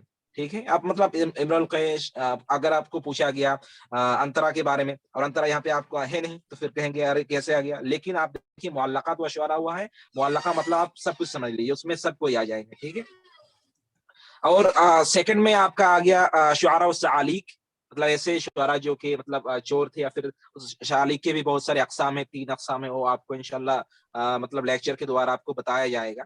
तो यहाँ पे मतलब एक ओवरव्यू के लिए पहले आप देख लीजिए, मतलब शुअरा उल जाहिलीन में से शुअरा एक मुअल्लक़ात वाले आ जाते हैं, उसके बाद सआलीक वाले आ जाते हैं, और उसके बाद जो बीच वाले हैं मुखज़रमून, मतलब जो जाहिली वाले और इस्लामी वाले। मुखज़रमून हमें इस एतबार से मतलब ऐसा कोई भी बंदा हो सकता है जिसको मतलब जिसने 2 असर पाया हो, चाहे जाहिली इस्लामी हो या फिर अब्बासी उमवी हो, जो भी हो। लेकिन इस एतबार से क्वेश्चन ऐसे आता भी है मतलब कंफ्यूज करने के लिए, लेकिन हम जो स्पेसिफिक फील्ड है, अदब का फील्ड है, हम यहाँ पे मुखज़रम उसी को मानते हैं, उसी शायर को मानते हैं जिसने जाहिलियत और इस्लाम दोनों को पाया है। तो इसमें आपके तकरीबन यहाँ पे 4 शुअरा के बारे में ज़िक्र है और इन चारों में से ही पूछा जाता है। मतलब मुखज़रम से इन चारों के मतलब बाहर जाता नहीं आम तौर से। उसके बाद जो उमवी शायर हैं, मतलब देखिए अभी फ़िलहाल जब से एनटीए आया है, तो सिलेबस से कम ही बहुत मतलब नादिरन ऐसा होता है कि आपका मतलब सिलेबस से बाहर पूछा जाता हो। सिलेबस में से ही होता है लेकिन कुछ-कुछ स्ट्रेंज सवाल आते हैं। तो सिलेबस के एतबार से हमें अभी चलना चाहिए। तो सिलेबस को आप बिल्कुल स्ट्रिक्ट तरीके से लीजिएगा, लेकिन इसका मतलब ये भी नहीं है कि बस जो है उसी को आप ले लेंगे। अब मतलब अगर आप पीवाईक्यूज़ जब एनालाइज़ करेंगे तो इंशाल्लाह एक ओवरव्यू आइडिया आ जाएगा। तो यहाँ पे जो शुअरा अल उमवियून हैं, जैसे कि उमर इब्न अबी रबिया हैं, जमील हैं, अख्तल हैं, फरज़दक जरीर हैं। तो अब जो आखिरी 3 हैं तो बहुत मशहूर है, आपको पता होना चाहिए। और इन तीनों के मतलब इन तीनों के अलावा मतलब इन तीनों पे स्पेशल अटेंशन रहता है। और जो ऊपर 2 हैं वो तो मतलब गज़ल के लिए फ़ेमस है, उनमें से मतलब कुछ-कुछ क्वेश्चन पूछी जाती हैं। उसके बाद जो हमारी असरुल अब्बासी हैं, असरुल अब्बासी में आपको मतलब दोनों तरफ से मिल जाएँगे, शुअरा भी मिल जाएँगे, उसमें आप जब सेकंड यूनिट में हम जाएँगे नस्र में से, वहाँ पे भी मिल जाएँगे। तो यहाँ पे जितने भी शायर हैं, इसी पे हमें मतलब फ़ोकस देना है और इसी पे हमारा अटेंशन रहना है क्योंकि इसके अलावा अब तक तो मतलब 2018 से मतलब इसके बाहर सवाल मेरे ज़हन में अब तक बाहर नहीं आया है। मतलब इसी से पूछा जाता है, जितने भी शुअरा असरुल अब्बासी मतलब सिलेबस में है। उसके बाद जी, अगर हम जी, जी। जी, यहाँ से कभी-कभी अबू अताहिया से पूछ लेते हैं कभी-कभी। जी, जी, अबू बिल्कुल, अताहिया से बिल्कुल, बिल्कुल। अबुल अताहिया से ज़ुहूदियात के बारे में पूछा जाता है, बिल्कुल सही बात है। जिसके बाद जी, नेक्स्ट यूनिट पे चलें? ओके, यहाँ पे नेक्स्ट यूनिट में आपको सेकंड यूनिट में मिल जाएगा नस्र के एतबार से जो प्रोज़ अरबिक प्रोज़ है। अरबिक प्रोज़ क्या है? तो सबसे पहले हमें जो जाहिली मतलब प्रोज़ थे, ख़ास तौर पे यहाँ पे हमारे सिलेबस में खुतबा को मतलब चूज़ किया गया है। खुतबा के अलावा भी बहुत सारे आपको वसीयत मिल जाएँगे। उस तरीके से आपको मतलब बहुत सारे आपके जो कुहान होते थे, उनकी मतलब सज़ा मिल जाएँगे। लेकिन ख़ास तौर पे आपको यहाँ पे खुतबा पे स्पेशल फ़ोकस देना है। हत्ता कि यहाँ पे जो पहले हैं कुस बिन साइदा, इनकी खुतबा इतनी मशहूर है या फिर इतनी इम्पोर्टेंट है, इससे पहले से भी पूछा गया है और बीच बीच में से भी पूछा गया है। तो इसमें आपको इस टेंशन देने की बात है और जहाँ पे ज़य्यात की किताब की बात है, तो ज़य्यात को अच्छे से ना, उसके जो नुसूस है उस मतलब उसके ऊपर रट्टा लगाना है, ठीक है? और इसके बाद जो अल कुरानुल करीम मतलब ज़्यादातर इससे मतलब क्वेश्चन नेट में तो नहीं पूछा जाता है लेकिन जैसे कि बंगाल का सेट हो या फिर दूसरे और जो एग्ज़ाम होते हैं उसमें पूछा जाते हैं एकदम ख़ास तौर से। लेकिन नेट में कुरान के एतबार से कम ही सवाल पूछे जाते हैं। शायद अब था नहीं, लेकिन 2021 में पूछा गया था, ये कौन-सी किताब है मतलब 23 या फिर मतलब अलग-अलग ज़माने के एतबार से मतलब नाज़िल हुई है जिसका उसलूब अलग-अलग है। तो मतलब कम पूछा जाता है, लेकिन फिर भी पूछा जाता है, आपको ये ध्यान में रहना चाहिए। उसके बाद है खिताबत के बारे में, फिर से खिताबत एक जाहिली में या खिताबत अब इस्लामी में आ गया है। तो एक यहाँ पे है, उसके बाद ज़ियाद है, हज्जाज है, तारिक है। यहाँ पे इस्लामी से मुराद आपका मतलब उमवी तक या फिर हाँ, उमवी तक आपका मतलब यहाँ पे लिया गया है और अब्बासी को छोड़ दिया गया है मतलब खिताबत पे। लेकिन अब्बासी पे जो आया है, यहाँ पे रसाइल में आया है। रसाइल में अब्दुल हमीद से शुरू किया गया है। अब्दुल हमीद से लेके जाहिज़, जाहिज़ से लेके काज़ी फाज़िल इब्नुल अमीद साहिब इब्न देखिए हमेशा एक क्वेश्चन पूछा जाता ही है कि मतलब जैसे कि फर्स्ट कौन-सा मतलब किससे रिसाला की शुरुआत की गई है या फिर जो मतलब एक अ, फ़न्नी तरीका रिसाला में किनसे शुरू की गई है या फिर कौन वो राइद है। इसी तरीके से आपके इब्नुल मुक़फ़्फ़ा के बारे में भी यहाँ पे मतलब पूछा जाता है, जो कि सिलेबस में है नहीं लेकिन पूछा जाता है। आप नीचे देखिएगा उनकी किताब है, तो उसी एतबार से उनको भी पूछा जाता है। और जहाँ तक मकामात की बात है, मकामात में आपको मतलब पहले तो ऐसा भी क्वेश्चन पूछा गया था ऑड सा, ये मतलब किसी मकामा का नाम दे दिया, ये मकामा किसका है? या फिर वहाँ पे आपको 3-4 मकामा है कि बदिउज़्ज़मान का कौन-सा है और हमदानी का सॉरी बदिउज़्ज़मान का कौन-सा है और हरीरी का कौन-सा है। तो इसमें मतलब थोड़ा बहुत इसमें रट्टा लगाना है, तो इंशाअल्लाह उसको मतलब आप लोग निमोनिक्स के ज़रिए या फिर मतलब थोड़ा बहुत बार-बार रिविज़न के ज़रिए उसको मतलब हल किया जा सकता है। ऐसा नहीं कि मुस्तहील है, इम्पॉसिबल बिल्कुल भी नहीं है। उसमें थोड़ा बहुत मतलब टाइम आपको देना है, तो इंशाल्लाह वो हो जाएगा। उसके बाद क़सस और हिकायात में बस 2 ही चीज़ हैं हमारे यहाँ पे, एक तो आपका कलीला व दिमना है और उसके बाद अलिफ लैला व लैला है। तो कलीला व दिमना में मतलब और अलिफ लैला में बहुत मतलब इंटरेस्टिंग कहानियाँ भी हैं और आपकी अरबिक को इम्प्रूव करने के लिए कलीला व दिमना तो पढ़ना ही चाहिए। अलिफ लैला बहरहाल वो बड़ी लंबी किताब, लेकिन कलीला व दिमना मतलब उतनी लंबी भी नहीं है, उसको आप बिल्कुल पढ़ सकते हैं। उसका उसलूब एकदम मतलब उम्दा किस्म के है, एक नंबर का है, तो उसको आप बिल्कुल प्रीफर कीजिएगा और पढ़िएगा। उसके जी, बाद बाकी मैं थोड़ा जी सा जी कहना चाहूंगा कि जैसे ये 2 यूनिट्स है ना, ये 2 यूनिट्स हसन ज़ैयाद से बहुत अच्छे से कवर होते हैं, बहुत अच्छे तरीके से कवर होते हैं। ठीक है, पूरा तो नहीं होते, लेकिन हसन ज़ैयाद में जितना भी है इन 2 यूनिट से इतना इंपॉर्टेंट है कि आप वहां का एक लफ्ज भी नहीं छोड़ सकते। इसी तरीके से ये 2 यूनिट के बारे में मेरा कहना होता है, पिछली बार भी मैंने बच्चों से कहा था कि इन 2 यूनिट से आपका एक भी सवाल गलत नहीं होना चाहिए। इतना ईजी है क्योंकि इसमें पीवाईक्यूज ऑलरेडी बहुत बन चुके हैं। आप 2004-6 के क्वेश्चन उठा के देखेंगे तो अक्सर क्वेश्चन इसी यूनिट से आते थे, इन्हीं 2 यूनिट से आते थे। पहले फोकस बस इतना ही होता था, मॉडर्न पे उतना फोकस नहीं होता था, बलागा होती भी नहीं थी, ग्रामर वगैरह ट्रांसलेशन वगैरह ये होते ही कहाँ थे। ठीक है, तो इनके पीवाईक्यूज एमसीक्यूज बहुत ज्यादा अवेलेबल हैं, इसलिए ये 2 यूनिट आपके बिल्कुल 100% वाले हैं। यहाँ पे एक नंबर भी आपका नहीं कटना चाहिए। ठीक है,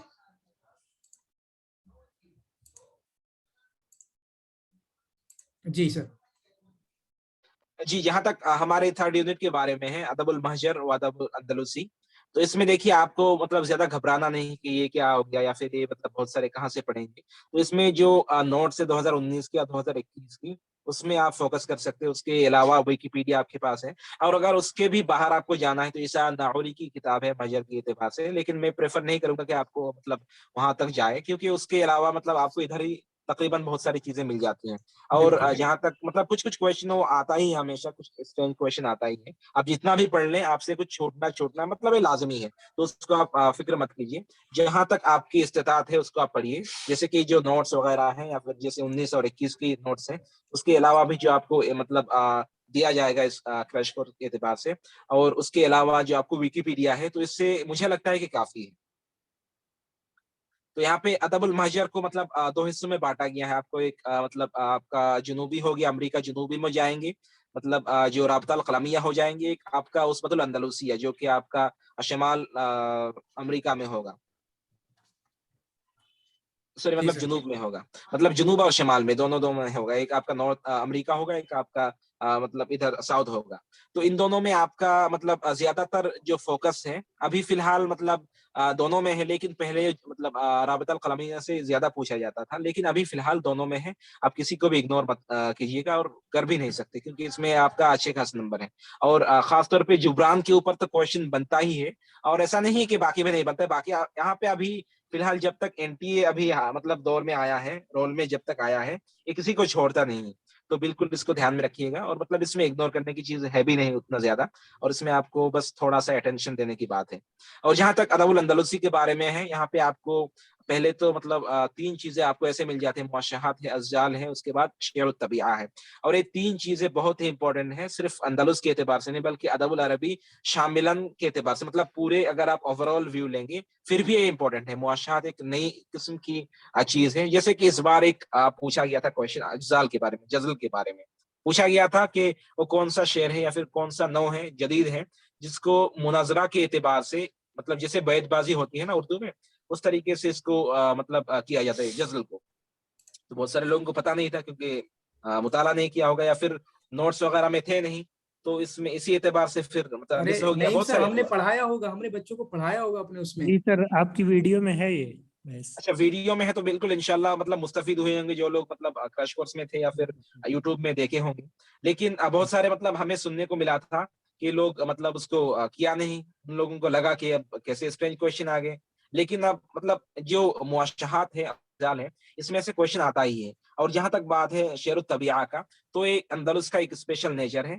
मतलब शेर तबिया पहले भी था, लेकिन अंदलुस में इसको स्पेशल अटेंशन दिया गया, हाँ, और एक स्पेशल एडिशन। जदीद नौ के एतबार से मतलब उभरा है। तो इसको आपको ध्यान में रखना है। उसके बाद जैसे कि आपको पता होगा कि अदब में 2 किस्म, शेर और नस्र में यहाँ पे आपको अंदलुस में भी मतलब डिवाइड किया गया है। तो नस्र में आपको मिलेंगे कुछ लोग, शेर में मिलेंगे कुछ लोग। तो शेर में जो आप ऊपर के लोग हैं, और यहाँ पे जहां तक मुझे लगता है कि इब्न जैदून और वल्लादा के मतलब यहाँ से आपको क्वेश्चन हर बार ऐसे कुछ क्वेश्चन मतलब हमेशा आता है, वो हमेशा आता है। तो इसको तो आप मतलब गलत कर ही नहीं सकते। और इसमें जो अंदलुस में एक चीज है, जैसे कि जो रसायल वगैरह है, तो इसमें एक रसायल में बहुत सारी इम्प्रूवमेंट हुआ था। और इसी एतबार से अंदलुस में बहुत सारे जो जितने भी उज़रा हैं या फिर ज्यादातर उज़रा उनको मतलब वजारतैन कहा जाता था, क्योंकि उस मतलब उनको दो चीजों में महारत हासिल थी, एक तो अदब में भी हासिल थी और एक तो वजारत में भी हासिल थी। इस तरीके से आपको इब्न ज़ैदून को भी लक़ब मिल जाएगा, इब्न शुहैद के परदादा का भी लक़ब मिल जाएगा, दादा का लक़ब मिल जाएगा। तो बहुत सारे लोग ऐसे होंगे, आपको दोनों चीजों में दोनों फील्ड में माहिर मिलेंगे। जी सर, कुछ ऐड करेंगे आप? हाँ, बस मैं तो नहीं करूंगा ऐड। यानी इजी है, ये भी कोई मुश्किल नहीं है, ये ठीक है, कोई मुश्किल नहीं है। अच्छे तरीके से हमारे नोट्स में और अलग जगहों पे भी इंशाल्लाह खूब अच्छे से कवर इनको कराया गया है। और जैसे मैंने बताया, लोगों को स्ट्रेंज लगा, लेकिन हमने काफी डिटेल में पढ़ाया था इसको। मुआशहात को भी पूरी डिटेल में पढ़ाया था, फर्क भी बताया था मैंने, मुआशहात क्या होते हैं, अज़जाल क्या होते हैं, ठीक है, शेर तबिया का भी पूरा। तो अल्हम्दुलिल्लाह ठीक है। यहाँ पे हमारे नोट में मैंने बोला ना था, जो कल वाली हमारी स्लाइड थी, कि इनफ है, बहुत कुछ है मेरे नोट से। तो अभी तक कोई इस बार भी कुछ बाहर नहीं गया, सिर्फ 2 क्वेश्चन मेरे नोट से बाहर गए हैं। मतलब ट्रांसलेशन वगैरह वो तो छोड़ो, वो तो एक अलग ही दुनिया है, ठीक है। लेकिन इस बार इंशाल्लाह ट्रांसलेशन पे भी काम करने की कोशिश करेंगे। काफी ज्यादा वोकैबुलरीज और नई नई उसी अंदाज की वोकैबुलरीज आपको देने की कोशिश करेंगे। जी सर, इस पे बोले।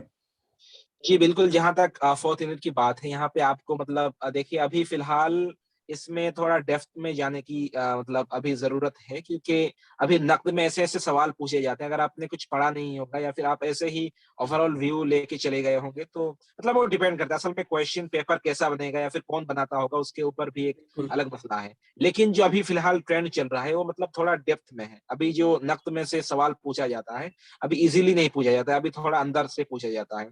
तो बहरहाल इंशाल्लाह मतलब लेक्चर के द्वारा आपको मतलब काफ़ी मालूमात दी मतलब चुकी होगी, और इसी एतबार से आप इसको मतलब देखिए, अभी जो ये जो यूनिट्स हैं, खास तौर पे आपकी सेकंड पेपर में, आप ज़्यादातर चीज़ें आपको सिर्फ याद ही करना है। फर्स्ट पेपर में जैसे आपको बहुत सारे प्रैक्टिकल चीज़ें हैं, इसमें भी मतलब कुछ-कुछ जैसे बलागा है, लेकिन आपको यहाँ पे ज़्यादातर चीज़ें आपको सिर्फ याद करना है, रट्टा लगाना है, उसके बाद एमसीक्यूज़ लगाना है, मॉक टेस्ट लगाना है। तो यहाँ पे नक़्द में जो है, नक़्द में आपको सबसे पहले जो जाहिली का मफ़हूम समझना है, जाहिली में नक़्द कैसा था, उसके बाद इस्लामी में कैसा हुआ, उसमें कुछ चेंज आया कि नहीं आया। फिर असुल अब्बासी में तो आप लोगों को पता ही होगा कि जो नक़्द का असली मनहज तो शुरू असुल अब्बासी में ही हुआ था। मतलब जो प्रॉपर तरीके से मतलब का डेफिनेशन क्या होगा, या फिर किसी मतलब नॉर्म्स वगैरह या फिर रूल्स वगैरह असुल अब्बासी में ही बनाए गए थे। और आपको ये सवाल बार मतलब पूछा भी जाता है कि असुल जाहिली में शेर कैसा था, या फिर मतलब किस एतबार से शेर को मापा जाता था, शेर का मतलब किस एतबार से उसको कैटेगराइज किया जाता था, कौन-सा आला दर्जा का था या फिर कौन-सा रदी था। तो इस एतबार से बहुत सारे आपको, जैसे कि क़ुदामा बिन जाफ़र का जो नक़्द अश-शेर है, उसमें बहुत अच्छे से एकदम डिटेल्स में बयान की गई, लेकिन आपको उसमें उसको पढ़ना नहीं है। देखिए, अभी फ़िलहाल आपको जो काम करना है, आपको मतलब किसी भी चीज़ के लिए आपको एक गोल होना चाहिए, तो उसमें आपका अगर गोल है जीआरएफ निकालना, तो बिल्कुल आपको इसमें एक मतलब तहदीद के एतबार से चलना भी है। आप ये भी नहीं है कि आप सब कुछ पढ़ रहे हैं, लेकिन आप इधर आपका जीआरएफ ही मिस हो गया। तो आपको मतलब उसमें एक लिमिट भी होना चाहिए। कल कल भी हमने ये बात कही थी कि ऐसा नहीं है कि आप मतलब नक़्द की शुरू किया तो फिर क़ुदामा बिन जाफ़र की किताब सब कुछ पढ़ के रख दिया और इधर आपको छोड़ दिया। तो ऐसा भी मत कीजिए। आपको मतलब काफ़ी मतलब नोट्स इंशाल्लाह आपको दिया जाएगा, और नोट्स आपके पास होंगे भी 19-21 के, और उसके अलावा विकिपीडिया में आपको बहुत सारी चीज़ें ऐसी मिलेंगी जो आपको, अगर आप उसमें एक बार गो थ्रू करेंगे तो इंशाल्लाह उसमें मुमकिन है। उसके बाद ज़्यादातर यहाँ पे जो यहाँ पे नक़्द फ़िल अस्ल हदीस है, यहाँ पे बहुत सारी चीज़ें आपको मतलब तहा हुसैन से पूछी जाती है, और ख़ास तौर पे यहाँ पे जैसे कि देखिए सेकंड पेपर में बहुत सारी चीज़ें हैं जो कि मिक्सचर्ड है। जैसे कि आपको अगर दीवान जो उनकी हरका थी, अगर उसको पढ़ेंगे तो बहुत सारी चीज़ें यहाँ पे आपको मिल जाएगा। जैसे यहाँ पे अक्काद है, तो अक्काद के बारे में अगर पढ़ेंगे तो उसको भी पढ़ना है। तो अगर आप जैसे कि इत्तिजाहाद पढ़ेंगे, जब उस यूनिट में शायद 8th यूनिट में होगा, तो उसको आप जब पढ़ेंगे तो उसके उसमें भी आपके बहुत सारी सिलेबस ऐसे ही हल हो जाएँगे, आपको लगता है मैंने तो पढ़ा था। तो ठीक है ना, आपको ऐसी ही बहुत सारी चीज़ें मिलेंगी जो आपको लगता होगा हमने पढ़ा है, लेकिन फिर भी आपको उस यूनिट के एतबार से पढ़ना है। तो यहाँ पे जो मोहम्मद मंदूर, इनकी जो नक़्द की मुसाहमात है, इनकी जो कंट्रीब्यूशन आप लोगों को मालूम होना चाहिए, इनकी किताबें क्या-क्या है मालूम होना चाहिए, और ज़्यादातर किताबों से ही मतलब पूछा जाता है। नक़्द के एतबार से जैसे कि इस बार भी पूछा गया था कि शौकत ज़ैफ़ का कौन किताब नहीं है, और अब्दुल सलाम मसद्दी का भी एक किताब पूछा गया था कि उसमें से 3 किताब शायद इनका था इस बार जो पूछा गया था, और 4 ऑप्शन था, उसमें से कौन ऑप्शन इनकी किताबें हैं। तो उसको आप बिल्कुल याद रखिएगा, और किताब बहुत सारी यहाँ पे किताबें बहुत ज़्यादा हैं, जैसे कि आप शौकत ज़ैफ़ की बहुत सारी किताबें मिल जाएँगे, अब्दुल सलाम मसद्दी का बहुत सारी किताब अभी तो ज़िंदा हैं, और पता नहीं कितने-कितने किताब लिख देंगे। उसके बाद अक्काद साहब की तो फिर आप लोगों को मालूम है, मतलब एंडलेस किताबें हैं, और मीखा किताब देखिए मतलब लगता होगा आपको पहले कैसे याद करेंगे, उसको याद करने का कुछ भी आपका हल नहीं जब तक आप रिवाइज ना करें। अब बार बार उसी चीज को पढ़ेंगे तो इंशाल्लाह रिवाइज हो जाएगा। और उसके अलावा भी आप निमोनिक्स बना सकते हैं। निमोनिक्स अगर आप नहीं बनाएंगे तो फिर मतलब थोड़ा बहुत मुश्किल होता है, क्योंकि किताब बहुत सारे हैं। तो जैसे कि अक्काद के अगर दीवान को आपको याद करना है, तो अक्काद के दीवान को याद करने का सबसे आसान तरीका है, उनकी जो दीवान है सबसे पहले सुबह के नाम से शुरू होता है, उसके बाद फिर ज़ुहा होता है, उसके बाद फिर मगरिब के बाद होता है। इस तरीके से आप मतलब टाइम के एतबार से आप उसको याद रख सकते हैं। तो हर किसी का अलग अलग मतलब स्टाइल होगा निमोनिक्स बनाने का। तो इंशाल्लाह वो लेक्चर के द्वारा आपको बताया जाएगा कि कैसे आपको याद करना है, या फिर कैसे मतलब चीजें आसान हो सकती हैं। जी, तो यहाँ पर जैसे मैंने इसी बार का अगर पेपर देखेंगे आप, तो ये जो दो चीजें हैं ना यहाँ पे, नक़्द फिल असरिल इस्लामी, नक़्द फिल असरिल जाहिली, यहाँ पे तकरीबन इसी बार 3-4 क्वेश्चन पूछे गए हैं और लगातार पैटर्न ट्रेस किया जा रहा है कि वो 2-3 क्वेश्चन यहाँ से पूछ रहे हैं। तो इसको इंशाल्लाह हम भी डिटेल में आपको पढ़ाने की कोशिश करेंगे, क्योंकि होता क्या है ना, जैसे नक़्द फिल असरिल जाहिली को कैसे समझाया गया कि हजरत उमर ने फला के बारे में ये बोल दिया। सिर्फ हजरत उमर की बात नहीं, बल्कि और भी बहुत सारे उदबा गुजरे हैं, और भी बहुत सारे नुक्काद हैं ना असर इस्लामी में, असर जाहिली में, ठीक है। जैसे आपका कभी इमरुल कैस की जो बीवी हैं, जिनका अलकमा फहल के साथ उनकी लड़ाई हो गई थी, शेरी लड़ाई हो गई थी, जिसकी वजह से उनकी इमरुल कैस की बीवी ने कहा था कि अलकमा की शायरी अच्छी है, जिसकी वजह से इमरुल कैस ने अपनी बीवी को तलाक दे दी थी, ये अपने शौहर की शायरी को बुरा बता रही हो तुम। तो मतलब इस तरीके के बहुत सारे वाकयात हैं जहां से क्वेश्चन पूछे जा रहे हैं। तो इसको भी कहीं ना कहीं बहुत डिटेल में हमें पूछना है, क्योंकि 3 क्वेश्चन, जैसे इस बार 2 या 3 क्वेश्चन पूछे गए, 2-3 क्वेश्चन कम नहीं होते, बहुत ज्यादा क्वेश्चन हैं ये, ठीक है। तो इस यूनिट में खासकर जो अलग होने लगा है ये चीज करना है। इसी तरीके से मैंने एक और बात लिखी थी कि 3 यूनिट हमारे यहाँ पर ऐसे हैं जहां पे किताबों से ज्यादा क्वेश्चन आते हैं, एक तीसरा यूनिट, एक चौथा यूनिट, और इसी तरीके से आपका 9th यूनिट। 9th यूनिट आपका अल-अदबुल हिंदी है, ठीक है। इसी तरीके से नक्द वाला है, इसी तरीके से आपका अदबुल महजर है।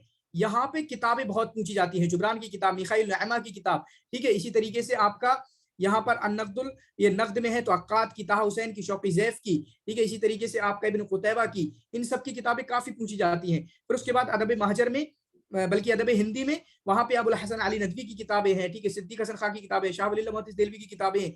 तो ये 3 यूनिट ऐसे हैं जहां पे किताबों पे फोकस बहुत ज्यादा रहता है, ठीक है। 3 यूनिट ऐसे हैं जहां पे किताबों पे फोकस बहुत रहता है। और ज्यादा किताबों को कैसे याद करना है, एक तो सर ने बताया कि निमोनिक्स हमें याद करना होती है, निमोनिक्स बना लो, वो सबकी अलग अलग बनती हैं। कभी टीचर ने बनवा दी तो बात अलग है, टीचर अगर उस पर फोकस कर रहा है, वरना सबका अपना जहन होता है निमोनिक्स बनाने का। और आपको अगर बहुत ज्यादा निमोनिक्स किसी और से भी मिलने लगे ना, तो आपको याद भी नहीं रहेंगी, वो निमोनिक्स याद करना भी आपके लिए फिर वबाले जान बन जाएगा, ठीक है। तो निमोनिक्स अपनी होती है, इंसान अपनी बनाता है। साथ में दूसरा तरीका क्या होता है, जैसे माना किसी की 20 किताबें हैं, तो आप क्या करो, रिवाइज तो करना ही ना हमें। तकरीबन माना ताहा हुसैन की मान लो 30 किताबें हैं, इनको हम रिवाइज तो करेंगे ही 4 से 5 मरतबा, 6 मरतबा। तो आप क्या करो, पहली मरतबा में जो उसकी मशहूर मशहूर किताबें हैं, हम अभी तक अरबी अदब में घुसे हुए हैं, एमए कर लिया है, हमें पता ही होगा, कुछ ना कुछ तो नाम सुने ही होंगे हमने कि ताहा हुसैन की वो वाली किताब अच्छी है, फिल अदबिल जाहिली, फिर शेरिल जाहिली। तो जो मशहूर किताबें हैं, 7-8 किताबें आप पहली बार में याद कर लीजिए, 7-8 किताबें आप पढ़ के चले जाइए, इनको रट्टा मार के चले जाइए। उसके अलावा जो 30 में से आपकी 22 किताबें बची हैं, उनको सिर्फ एक बार देख के चले जाइए, ठीक है। उन पे निशान लगा के चले जाइएगा कि ये मैंने याद कर ली है, ये तो मुझे याद ही है। 8 किताबें, 8 किताबें। उसके बाद जब आप दोबारा पढ़ने आओगे, दोबारा रिवीजन करोगे, तो अब फिर से जो 22 किताबें बची हैं, 30 में से 22 बची हैं, यहां से फिर कोई 8-9 किताबें उठा लो, फिर उन पे निशान लगा के चले जाओ कि अब हम ये याद करेंगे, ठीक है। तो ऐसे ही 8 पहले याद कर ली थी, 8 ये याद हो गई, तो 16 आपकी हो जाएंगी। इसी तरीके से आपकी पूरी की पूरी 30, और बार बार रिवीजन करेंगे। जो बताया रिवीजन का, मैंने बताया कि टुकड़ों में याद करो। जब भी कोई चीज अगर आपको मैं छोटी रोटी दूंगा, एक में ही खा जाओगे, लेकिन बहुत बड़ी रोटी दूंगा तो एक में नहीं खा पाओगे। तो समझो ऐसे ही किताबें आपको बहुत ज्यादा मिल गई हैं, तो आपको पीसेस में खाना पड़ेगा, टुकड़ों में खाना पड़ेगा, ठीक है। हमेशा ये मत समझना कि अगर किसी की 100 किताबें हैं तो 100 किताबें मुझे पहली बार में याद हो जाएंगी, नहीं नहीं, ऐसा नहीं होगा, ठीक है। तो इसको आप अच्छे तरीके से याद रखिएगा। उसके बाद जी सर। जी, जहां तक 5th यूनिट के बारे में है, यहाँ पे जस्ट आपको समझना है, बलागा और अरूज की है। यहाँ पे रट्टा बिल्कुल, जो पहले पहले चीजें जैसे जो अमसाल वगैरह हैं, आप इसको याद भी कर सकते हैं, लेकिन इसमें जो असल चीजों समझना है। ऐसा भी हो सकता है कि आपको मतलब कोई अलग एग्जाम्पल दे दिया तो आप वहां पे फिर कुछ नहीं कर सकते, लेकिन अब तक जो ट्रेंड रहा है वो मतलब बलागतुल वाज़िहा से डायरेक्ट मतलब क्वेश्चन उठाते हैं। अब दो एक क्वेश्चन इधर उधर से आते भी हैं, लेकिन ज्यादातर जो क्वेश्चन है वो बलागतुल वाज़िहा से पूछे जाते हैं और इंशाल्लाह मतलब इसको अच्छी तरीके से आपको कराया भी जाएगा। इंशाल्लाह वो आपसे मतलब इंशाल्लाह क्लियर भी होगा, तो इसका आप मतलब घबराइए मत। यहाँ पे मतलब आपको बलागा देगा, उसके साथ साथ आपका जो इल्मुल अरूज है, इल्मुल अरूज भी बिल्कुल आसान सा है। यहाँ पे मतलब थोड़ा म्यूजिक आपको थोड़ा यहाँ पे सिखाया जाएगा, ठीक है? तो उसके लिए आप तैयार रहिएगा। और जो बुहूर वगैरह है, तो बुहूर को बस मतलब जो उसके मफ़ाइल हैं तो उसको बस समझना है और उसको याद करना है। उसके मतलब कितने कितने अरूज हैं, कितने कितने ज़र्ब हैं, उसको थोड़ा बहुत याद करना है। जो याद करने की चीजें हो तो मतलब याद हो ही जाएगा। और बलागा में वैसे कुछ मतलब आपको बस समझना है और कुछ कुछ चीजें याद करनी है। वैसे इस यूनिट में कुछ खास है नहीं, तो इसको बस टेंशन मत लीजिए इसके जी बारे में। जी हाँ, बलागा में समझो पूरा समझना ही है, ठीक है। बस वो होता है ना, जैसे अगर हमें याद कर लें तो टाइम बच जाता है। एग्जाम में अगर कोई आ गया, टाइम बच जाएगा, फौरन हमारे जहन में आ गया, तो वहां समझने तो नहीं बैठेंगे।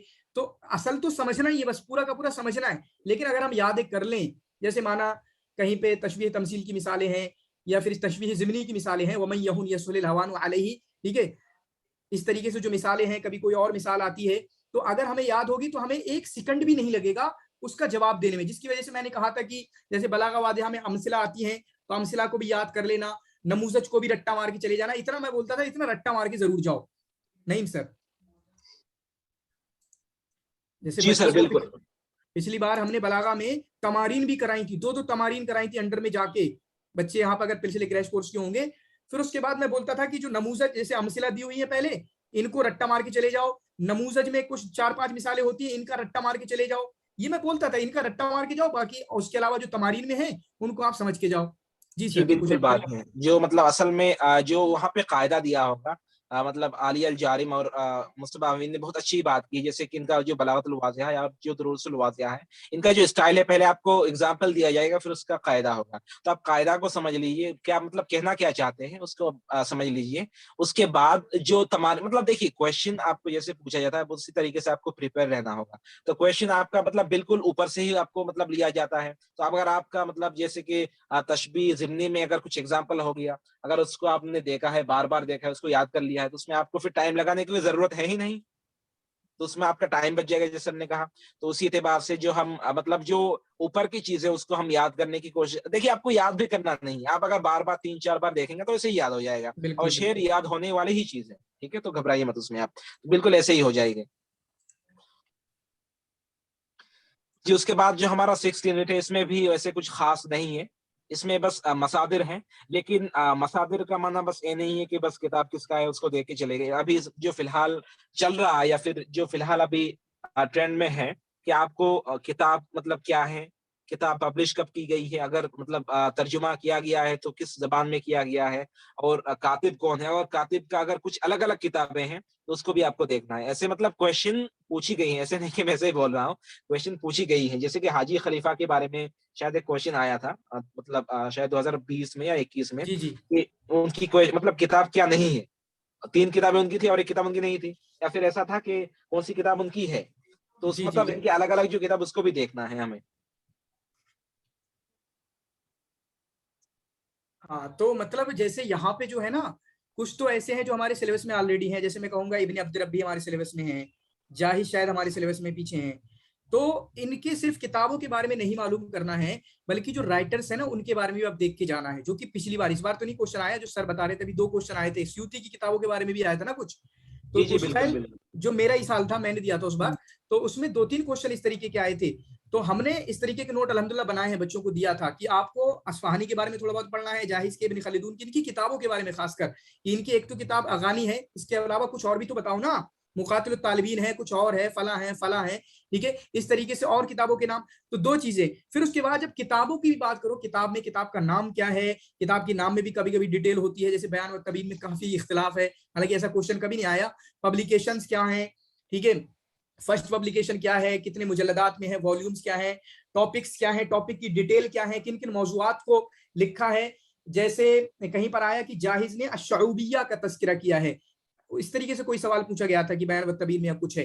तो मतलब आपको कहीं ना कहीं उनकी डिटेल में भी जाना होता है कि अगानी का टॉपिक क्या है, समझना है इसको, कौन कौन सी चीजें हैं कि अगर इसके बारे में पूछा जाए कि ऐसी कौन सी किताब है जिसमें ये बयान किया गया है, तो हम कौन सी किताब को समझेंगे। तो काफी डिटेल में समझना होता है, और यही काम हमें यूनिट 9 में जो अदब हिंदी की किताबें हैं उनके बारे में करना होता है। बाकी ये यूनिट सबसे खतरनाक है जी। जहां तक 7th यूनिट की बात है, यहाँ पे मतलब आपको मतलब शायद ऐसा एक ही यूनिट है आपके पास जो कि बहुत ज्यादा लेंथी है। आपका शेर है, मकाला है, मसरहिया है, रिवाया है, किस्सा कसीरा है, पता नहीं क्या क्या है। तो इसमें आपको थोड़ा मतलब टाइम देना होगा इसमें, क्योंकि इसमें आपका बहुत सारे उदबा हैं। इसमें जैसे कि सर ने लिखा है मतलब 14 है या फिर 12 है। इस तरीके से मतलब आपको यहाँ पे थोड़ा ध्यान देना होगा। इस तरीके से जो मोहम्मद सामी अल बारूदी, इनके खसाइस क्या हैं, इनकी मतलब इनकी शेर कैसा है, इनकी जो किताबें हैं, तो यहाँ पे थोड़ा आपका मतलब मिक्सचर तरीके से पूछा जाता है। यहाँ पे सब कुछ पूछा जाता है। शेर का मतलब शायर का नाम क्या है, इसका लक़ब है तो क्या लक़ब है, अगर लक़ब दिया गया तो कब दिया गया है, या फिर उनकी किताबें क्या क्या हैं। तो मतलब इसमें थोड़ा मतलब थोड़ा डायनामिक है इस यूनिट में। इस जी तरीके से बिल्कुल। मतलब जी जी पूछिए। जी सर। अच्छा, तो इस तरीके से आपको यहाँ पे बहुत सारे मतलब 3-4 अनवा मिल जाएंगे अदब के यहाँ पे, जैसे कि मकाला। मकाला ये मतलब वेस्टर्न एक किस्म है। मकाला कैसे आया, मतलब इसको आपको जानना है, ठीक है। तो मतलब ऐसा नहीं कि आपको पूछा जाएगा मकाला किसने लिखा, वैसे नहीं। लेकिन जो आपके खास तौर पे यहाँ पे रिफात तातावी दिया है, मोहम्मद अब्दू दिया हुआ है, तो यहाँ पे बिल्कुल वो लोग मतलब ऐसा करते हैं कि सिलेबस के ऊपर ही रहते हैं, ऐसा नहीं कि बाहर चले जाते हैं। इसमें अगर आप सिलेबस भी पढ़ेंगे तो इसमें थोड़ा बहुत टाइम लगता है, क्योंकि आप यहाँ पे आपका रिवाया है। रिवाया में भी आपका बहुत सारे मतलब अक़साम है। आपका मतलब देखेंगे जैसे नाजिब किलानी का उनका इस्लामी रिवाया है। आपका देखेंगे आप जुर्जी ज़ैदान का तारीखी है। इस तरीके से आप नजीब महफूज का देखेंगे, उनका अलग-अलग है, इत्तिजाहात हैं, वाक़िया मिलेंगे। तो इस तरीके से आपको बहुत सारी मतलब चीज़ें हैं, इसको आपको मतलब थोड़ा बहुत कॉप करना है, इसको थोड़ा बहुत आपको एडजस्ट करना है। तो इस ए मतलब अगर असलुल हदीस में अगर आप कुछ चीज़ें अगर आपको लगता है कि भारी है, तो यही चीज़ भारी है। भारी नहीं कहा जा सकता है, बल्कि थोड़ा मतलब ज़्यादा आपको यहाँ लेंदी। पे जी लेंदी है, और इसको थोड़ा बहुत आपको अटेंशन देने की ज़रूरत है। यहाँ से बहुत सारे सवाल पूछे जाते हैं, और पूछी जाने भी चाहिए, क्योंकि आपका यहाँ पे बहुत सारा लेंदी यहाँ पे कंटेंट दिया भी हुआ है। और आखिर में जो मसरहिया है, मसरहिया आपको मतलब तौफीक मतलब ऐसा पेपर हुआ ही नहीं और तौफीक हाकिम के बारे में पूछा ना जाए। तो तौफीक हाकिम के बारे में मतलब सीधा-सीधा क्वेश्चन पूछा जाता है, या फिर जो बाकी भी मतलब ऐसा नहीं है कि आपको बिल्कुल डेप्थ में जाना है इस यूनिट में। इस यूनिट में आपको जो चीज़ें आपको दी हुई है, जो इन्फॉर्मेशन दी हुई है नोट्स में, या फिर जो नोट्स आपको मिलेंगे, उसको अगर आप बस ऐसे ही देख लेंगे तो इंशाल्लाह इस यूनिट में उतनी आपको तकलीफ नहीं होगी। बस थोड़ा लेंदी है, इसीलिए लगता है कि हाँ, बहुत सारी चीज़ें हैं। लेकिन किताबें, हाँ, ये बात सही है कि किताबें आपको बहुत सारी मिलेगी। आपको डेप्थ और उनकी जो बर्थ है वो आपको याद करना पड़ेगा। और ये भी पूछा जाता है कि ये जो अदीब हैं, इनके अब्बू मतलब इनकी नस्ल क्या था? इनकी अम्मी का नस्ल क्या था? तो ये चीज़ें अभी मतलब अभी के मतलब कुछ अब अरसे से सर पूछी जाने लगी हैं। तो इसको भी ध्यान में रखना है। तो बस ये प्रॉब्लम इसमें ये है कि लेंदी टॉपिक है, और चूंकि असर हदीस के हैं तो असर हदीस के लोग जैसे रिवाया हैं, मसरहिया हैं, किस्से हैं, तो ये किस्से वगैरह एक नहीं लिखता, कोई 10-10 लिखता है, 20-20 लिखता है। तो ये कहीं ना कहीं कंफ्यूजिंग हो जाता है। फिर अभी के टाइम में इनके नाम भी बिल्कुल यकसा हो गए हैं कि जुर्जी जैदान की वैसी किताब है तो किसी दूसरे की भी वैसी किताब है। जैसे जुर्जी जैदान की एक किताब है तो यहाँ पर अजीज वज़ा की सिर्फ उसी नाम से, बिल्कुल उसी नाम से किताब है। ठीक है, तो ऐसा बहुत होता है, तो किताबों में कंफ्यूजन है। बाकी दूसरी चीज क्या है कि आपको तकरीबन कोई भी बंदा है उसकी पूरी जिंदगी को समझना है। ठीक है, पूरी जिंदगी को आपको समझना है, और उसकी नेचर क्या है, लिखने का क्या स्टाइल है, वो चीजें समझना है। इसी तरीके से ये चीज आपको मान के चलना चाहिए, ताकि आपकी प्रिपरेशन, और इसको हमेशा ब्रेक करके भी पढ़ना, इसको 2 यूनिट मान के चलना। ठीक है, मतलब जब भी तैयारी कर रहे हो, इसका मतलब क्या है, मैंने भी किया था। जैसे माना कि अगर आप एक दिन में 1 यूनिट की तैयारी कर रहे हो रिवीजन के टाइम पे, तो इसको 1 दिन में नहीं कर सकते आप, कोई चांस नहीं है। ठीक है, आप इसको 2 दिन में करो। मेरा तो 3 दिन में ये वाला यूनिट रिवीजन होता था। बाकी मैं यूनिट 10 को, यूनिट 8 को, इनको एक ही दिन में कर लेता था दोनों को, लेकिन ये वाला जो है 2 दिन में, 3 दिन में ऐसे रिवाइज होता था। तो ये अपनी लेंथ के हिसाब से तकरीबन 2 या 3 या 2.5 यूनिट के बराबर है। ठीक है, तो उसी हिसाब से इसको मान के चलिएगा। इसको ये मत मानिएगा कि 1 यूनिट है, क्योंकि इससे क्वेश्चन भी उतने ही आते हैं, 10 क्वेश्चन नहीं आते, इससे कभी कभी 15-20 यहां तक भी क्वेश्चन पहुंच जाते हैं। ठीक है, तो इसलिए आपको घबराना नहीं है। फिर उसके बाद जी सर, बिल्कुल आप यहाँ पे जो हमारा 8th यूनिट है, यहाँ पे आपको जैसे इत्तिजाहात वगैरह है, क्लासिकिया क्या है, रोमांसिया क्या है, वाकईया क्या है, ये मतलब थोड़ा यहाँ पे आपको बस समझना है। जैसे कि यहाँ पे आपको याद मतलब करने की बहुत सारी चीजें नहीं है। जैसे कि आपका शेर हुर क्या है, शेर हुर किसे कहा जाता है, या फिर शेर तफीला, वो एक ही नाम है। तो ये सब चीजें आता है। मदरसत दीवान मतलब इनके रुबात कौन है, या फिर मदरसत दीवान का थॉट क्या था, इनका मतलब शेरी इत्तिजाहात मतलब इनका आइडिया क्या था, इनका आइडियोलॉजी क्या था, इनका थीम क्या हो सकता था, या फिर क्या लोग चाहते थे अदबी से। इसी तरीके से मतलब जैसे कि आपको क्लासिकिया में मिल जाएगी, मतलब पुरानी जो अभी हमारा था कि जो बारूदी वाला, बारूदी साहब ने इनको कहा जाता है कि राइद इस इत्तेजाह के। तो ये मतलब असल जाहिली की तरह माइल थे। उसके बाद जो रोमांसिया आए थे, रोमांसिया का मतलब इनके खिलाफ बात थी कि हम जाहिली की तरफ नहीं जाएंगे, बल्कि हमारी जो खुद की ख्यालात है उसके ऊपर हम गौर फिक्र करेंगे। और जो अहलाम है या फिर कुछ ऐसी दुनिया की वो ख्याल करते थे जो कि हकीकत में है ही नहीं। उसके बाद फिर वाकया आ गया, वाकईया में आपका फिर और रोमांसिया के खिलाफ है। फिर उसके बाद रमजी आ गया। मतलब ये जो आपका सीरियल है ना, ये एक दूसरे के खिलाफ जाते रहेंगे। उसके बाद जो शेरुल हुर है, ये शेरुल हुर असल में एक इत्तेजा नहीं है, बल्कि एक शक्ल है। शेरुल हुर एक शेर की फॉर्म है, ठीक है। जैसे कि आपका एक शेर तकलीदी है, एक आपका शेर हुर है। तो इसी एतबार से शेर हुर में आपको मिल जाएगा कि उसमें आपका काफिया मतलब सेम नहीं होता, अलग अलग होता है। उसमें ऐसा भी होता है जैसे कि मफाइलुन है, तो मफाइलुन का मफा एक में आएगा, फिर इलुन दूसरे मतलब बैत में आ सकता है। तो ऐसी चीजें उसमें इंशाल्लाह वो लेक्चर के द्वारा आपको इंशाल्लाह क्लियर हो जाएगा। उसके बाद जैसे कि मदरसतुल दीवान है, जमात अपोलो है, राबितुल कलामिया है और उस्बतुल अंदलुसिया है। ये जो चार है, ये चार इसमें असल में ये चार इंस्टीट्यूशन कह लीजिए या फिर चार ऑर्गेनाइजेशन कह लीजिए, और चार मतलब ऐसी फिक्र है या फिर चार ऐसे मदरसा है जिसको मतलब बहुत इंपॉर्टेंट है, जिसके आजा के बारे में भी पूछे जाते हैं और इनकी जो मतलब थॉट था, इनका जो आइडिया था, इनके बारे में भी पूछा जाता है। जैसे कि मदरसतुल दीवान, इनमें यहाँ पे बस तीन ही लोग हैं, अक्काद है, अब्दुल कादिर माज़नी है और अब्दुल रहमान शुक्री हैं। इन तीनों के बारे में तो आपको हमेशा क्वेश्चन आएंगे आएंगे, तो इसको आप छोड़ नहीं सकते, मतलब किसी को छोड़ नहीं सकते। और इसमें आपको मतलब कब इसका तासीस कब हुआ है, जैसे कि मदरसतुल दीवान 21 में आया है, अपोलो कब आया, और राबितुल कलामिया कब आया, उस्बतुल अंदलुसिया कब आया, इसका मतलब कब आया है, कहाँ पे उसकी तासीस हुई है, उसकी मुअस्सिस कौन है, इस तरीके से मतलब इसका आइडिया क्या क्या है, यही सारी चीजें में रखना है इंशाल्लाह। इसमें अगर आपको मतलब थोड़ा बहुत टाइम देंगे तो इसमें कुछ मतलब टफ चीजें नहीं है, बस आपको समझना है और थोड़ा पढ़ना है, बस काफी है इसमें। जी, लास्ट में अभी जो अभी 9th यूनिट है, इसमें आपको जैसे कि सर ने भी बताया था आपको, यहाँ पे ज्यादा जो फोकस होता है किताबों के ऊपर फोकस होता है। और दूसरी दीगर यूनिट की तरह भी आपको यहाँ पे जितने भी उदबा हैं, ठीक है, उदबा के हयात के ऊपर फोकस करना है। और यहाँ पे भी आपको दो किस्म मिल जाएंगे, जैसे कि आप पहले भी हम देख चुके हैं, यहाँ पे एक नस्र मिल जाएगा, एक शेर मिल जाएगा। लेकिन यहाँ पे जो चीजें जो ज्यादा अटेंशन की बात है, जो ज्यादा फोकस हमसे मांगती है यहाँ पे किताबों के बारे में है। जैसे कि शाह वलीउल्लाह की जो किताब, जैसे कि हुज्जतुल बालिगा, इसमें ऐसा भी होता है कि किसी स्पेसिफिक बाब में क्या पूछा गया है भी पूछ लिया जाता है, तो इसमें थोड़ा डेप्थ में जाना पड़ता है। और किताबों के अलावा भी आपको जैसे कि उनकी जिंदगी में क्या क्या मतलब वाकयात हुई है, उनकी जिंदगी में क्या क्या हुई है, या फिर उनकी जो दीगर किताब अगर तर्जुमा भी हुई है तो वो भी मतलब पूछा जाता है। जैसे कि इस बार पूछा गया था उनकी किताब के बारे में, काजी अतहर अल मुबारक फूरी की जो किताब है, उस किताब की मतलब तकरीज कौन की है, उसके बारे में पूछ लिया गया है। तो you never know, like I mean क्या पूछा जाएगा आपसे। तो मतलब ज्यादातर जो अटेंशन होता है, फोकस होता है, इसमें आपको ध्यान में रखना है कि किताबों से ज्यादा फोकस होता है।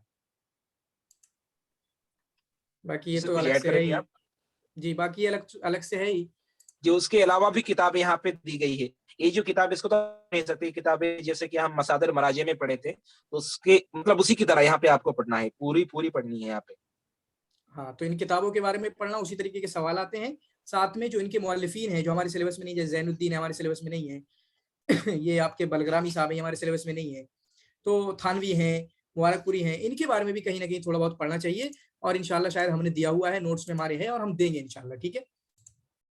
जी, बाकी कल तो इस पे डिटेल में बात हो गई थी, लेकिन फिर भी देख लें क्या जी क्या है इंशाल्लाह। अभी जो लास्ट यूनिट है 10th यूनिट, ये हमारी मतलब जनरल नॉलेज को या फिर जनरल एबिलिटी को चेक करता है कि हमें मतलब अरब वर्ल्ड के बारे में पता क्या है, या फिर जो सबसे पहले यहाँ पे पूछा जाता है तर्जुमा अरबिया के बारे में, जैसे कि अभी जिसका रिवाज है, मतलब जो अभी ज्यादा पूछी जाती है, अरबी से उर्दू सॉरी अरबी से इंग्लिश आपको करनी है या फिर इंग्लिश से अरबी करना है। और जो तत्बीकात लुग़विया है, मतलब जो मुस्तलहात वगैरह हैं, या फिर उसके अलावा भी जो आपसे मतलब स्पेसिफिक जहाँ पे फोकस करना है आपको, वो मुस्तलहात सियासिया है और इख्तिसादिया है।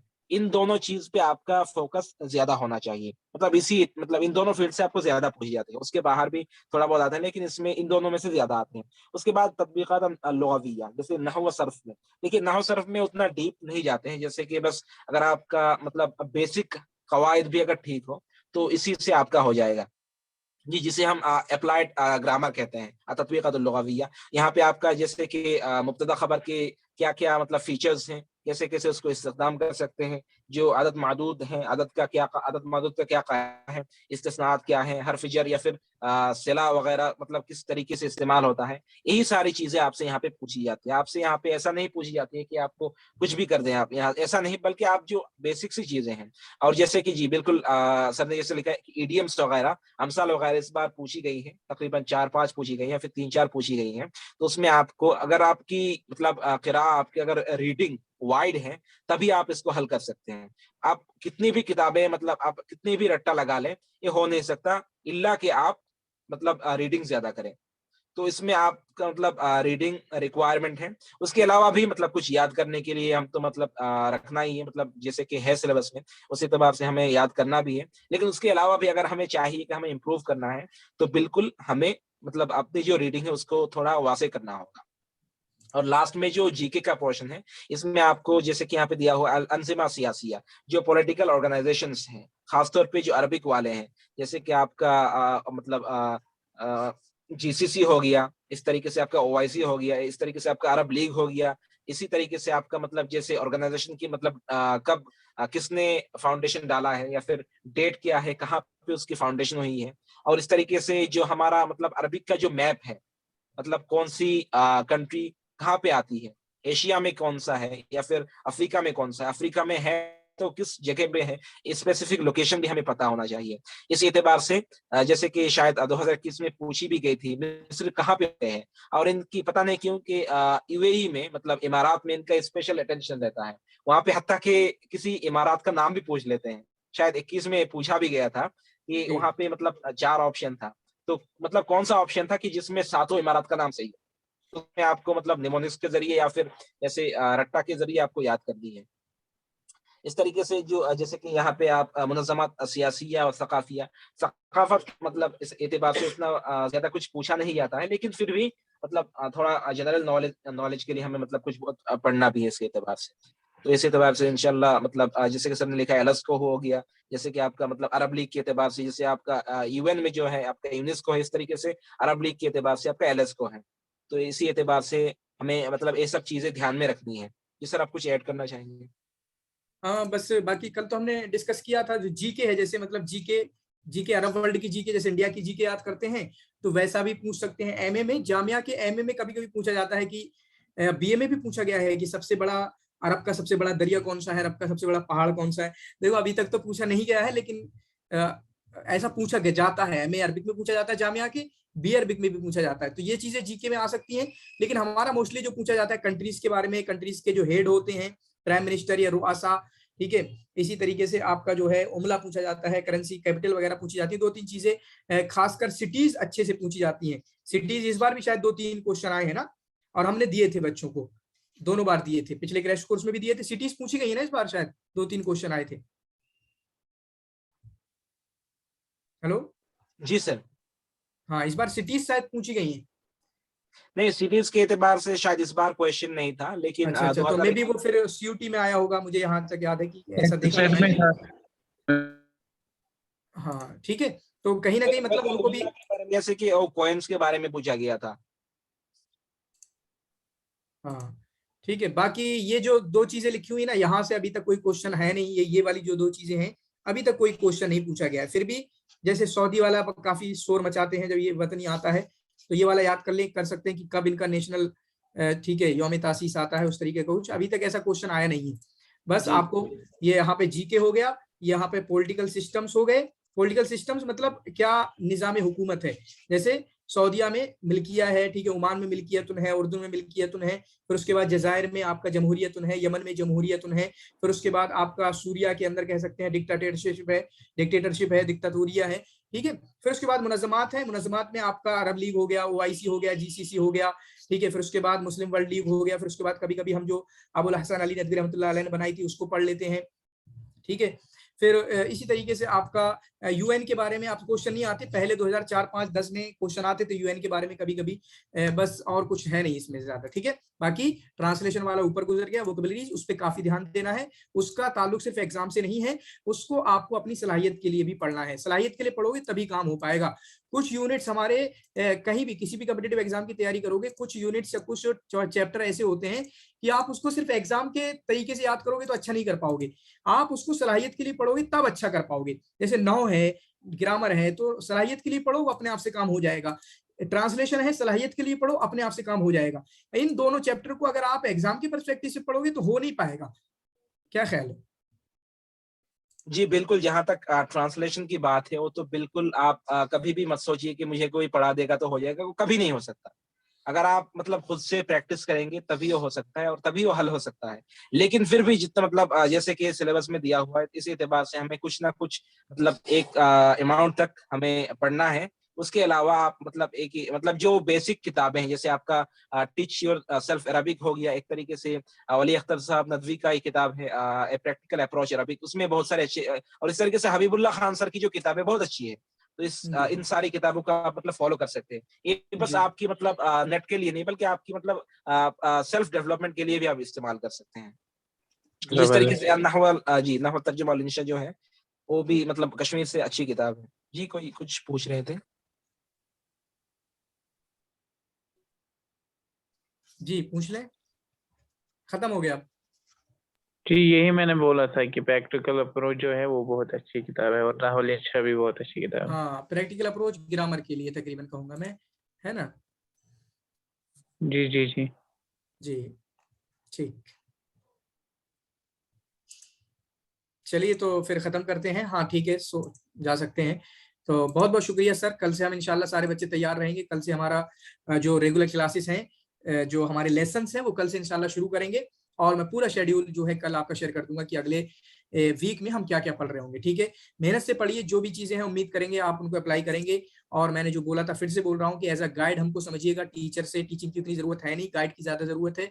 एक छोटी सी मिस्टेक आपको 2-2 अटेम्प्ट, एक अटेम्प्ट और 6-6 महीना आपके 1-1 साल बर्बाद कर सकती है। तो जो भी कर रहे हो हमें बताइएगा, ठीक है, क्या चल रहा है आपका शेड्यूल, कैसे चल रहा है, कौन सी क्या कर रहे हो, कहाँ से पढ़ रहे हो, किससे कोचिंग ले रहे हो, ये सारी चीजें डिस्कस की जा सकती हैं, ठीक है, और इसी से ही आपको हेल्प मिलेगी। सर ये ठीक है, खत्म करें स्पेशली जो लास्ट 10 यूनिट है, जी। इसको हल करने के लिए कहाँ से ज्यादा पढ़ें, किन चीजों को पढ़ें तो ये चीजें हल हो जाए? हाँ, ये कहीं किताब में नहीं मिलेगी। ट्रांसलेशन की बात करें तो ट्रांसलेशन पे आप अब नहीं सर, ट्रांसलेशन नहीं, जैसे क्या नाम है, इस्तिलाहात और ये तमाम चीजें, इस जी तरह जी की चीजें जैसे न्यूज़पेपर वगैरह से मिलती हैं, इस तरह से। ट्रांसलेशन को ही मुस्तलाहात बोलते हैं, ठीक है, वही वही मुस्तलाहात है, वही सारा उसी को बोलते हैं। तो न्यूज़पेपर भी पढ़ें, ये 2-3 किताबें हैं ये पढ़ें। बाकी अगर आप जा सकते हो तो एडवांस में बहुत सारी ट्रांसलेशन की बुक्स आती हैं, तो उन पे जा सकते हो। पूरा मोजम मिलेगी, मोजम इस्तिलाहात मुस्तलाहात सियासी या मोजम मुस्तलाहात इक्तिसादी, ऐसे करके आपको यूट्यूब पे मिल जाएंगी, ठीक है। मैं बहुत सारी शेयर भी कर दूंगा, मैंने अभी कुछ तकरीबन 10 दिन पहले बहुत कुछ शेयर भी किया था, ठीक है। मैं आज भी शेयर कर दूंगा इंशाल्लाह कहीं पे, ठीक है। तो ऐसा यूट्यूब वगैरह पे, यूट्यूब कह रहा हूँ, गूगल वगैरह पे देखेंगे बहुत कुछ आपको मिल जाएगा। बाकी अगर आपके यूनिवर्सिटीज वगैरह में भी हो सकता है कि ट्रांसलेशन के लिए कुछ पढ़ाया जाता हो, वहाँ पे ये वोकैबुलरीज वगैरह हो, ट्रांसलेट ये टर्मिनोलॉजीज वगैरह हो, तो वहाँ पे मिल जाएंगे इंशाल्लाह। जी नहीं सर,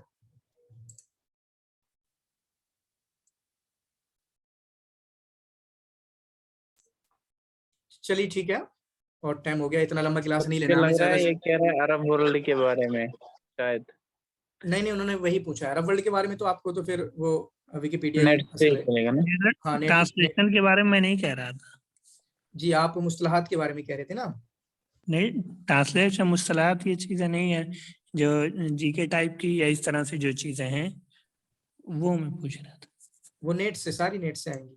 जीके जी है, ऑर्गेनाइजेशन है, फिर पॉलिटिकल सिस्टम है, ये सारा नेट से आएगा।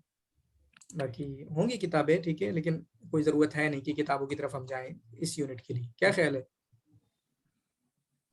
जी सर, सही बात है। अपडेट हो रहे हैं ना सब सारी चीजें। फिर माना कि जो हेड्स वगैरह हैं तो आप उनको वहीं देख सकते हैं। बाकी न्यूज़पेपर वगैरह पढ़ें तो कुछ एक दो क्वेश्चन वहां से भी कभी कभी हल हो जाएगा। ठीक है, माना कि ऐसा कोई करंट क्वेश्चन पूछेगा, कोई नया बनाया है, जैसे इब्राहिम अलीसी का अभी वो बने थे 1 महीना पहले, 20 दिन पहले, 10 दिन पहले, और फिर जामिया के एमए अरबिक में क्वेश्चन पूछ लिया गया। ठीक है, तो ऐसे भी क्वेश्चन पूछ लिए जाते हैं, तो उसको नजर रखना है आपको कि कौन अरब वर्ल्ड में क्या हो गया। कभी कभी आजकल जो निज़ाम हुकूमत है वो भी बदलते रहते हैं कि मिल्कियत से जमहूरियत हो गया, तो वो भी कुछ नज़र में रख सकते हैं। तूनिस में शायद अभी बहुत कुछ हुआ है। ठीक है, तो वो देख सकते हैं। ठीक है, तो खत्म करते हैं। बहुत बहुत शुक्रिया सर। रिकॉर्डेड क्लासेस नहीं प्ले हो रहा है जी।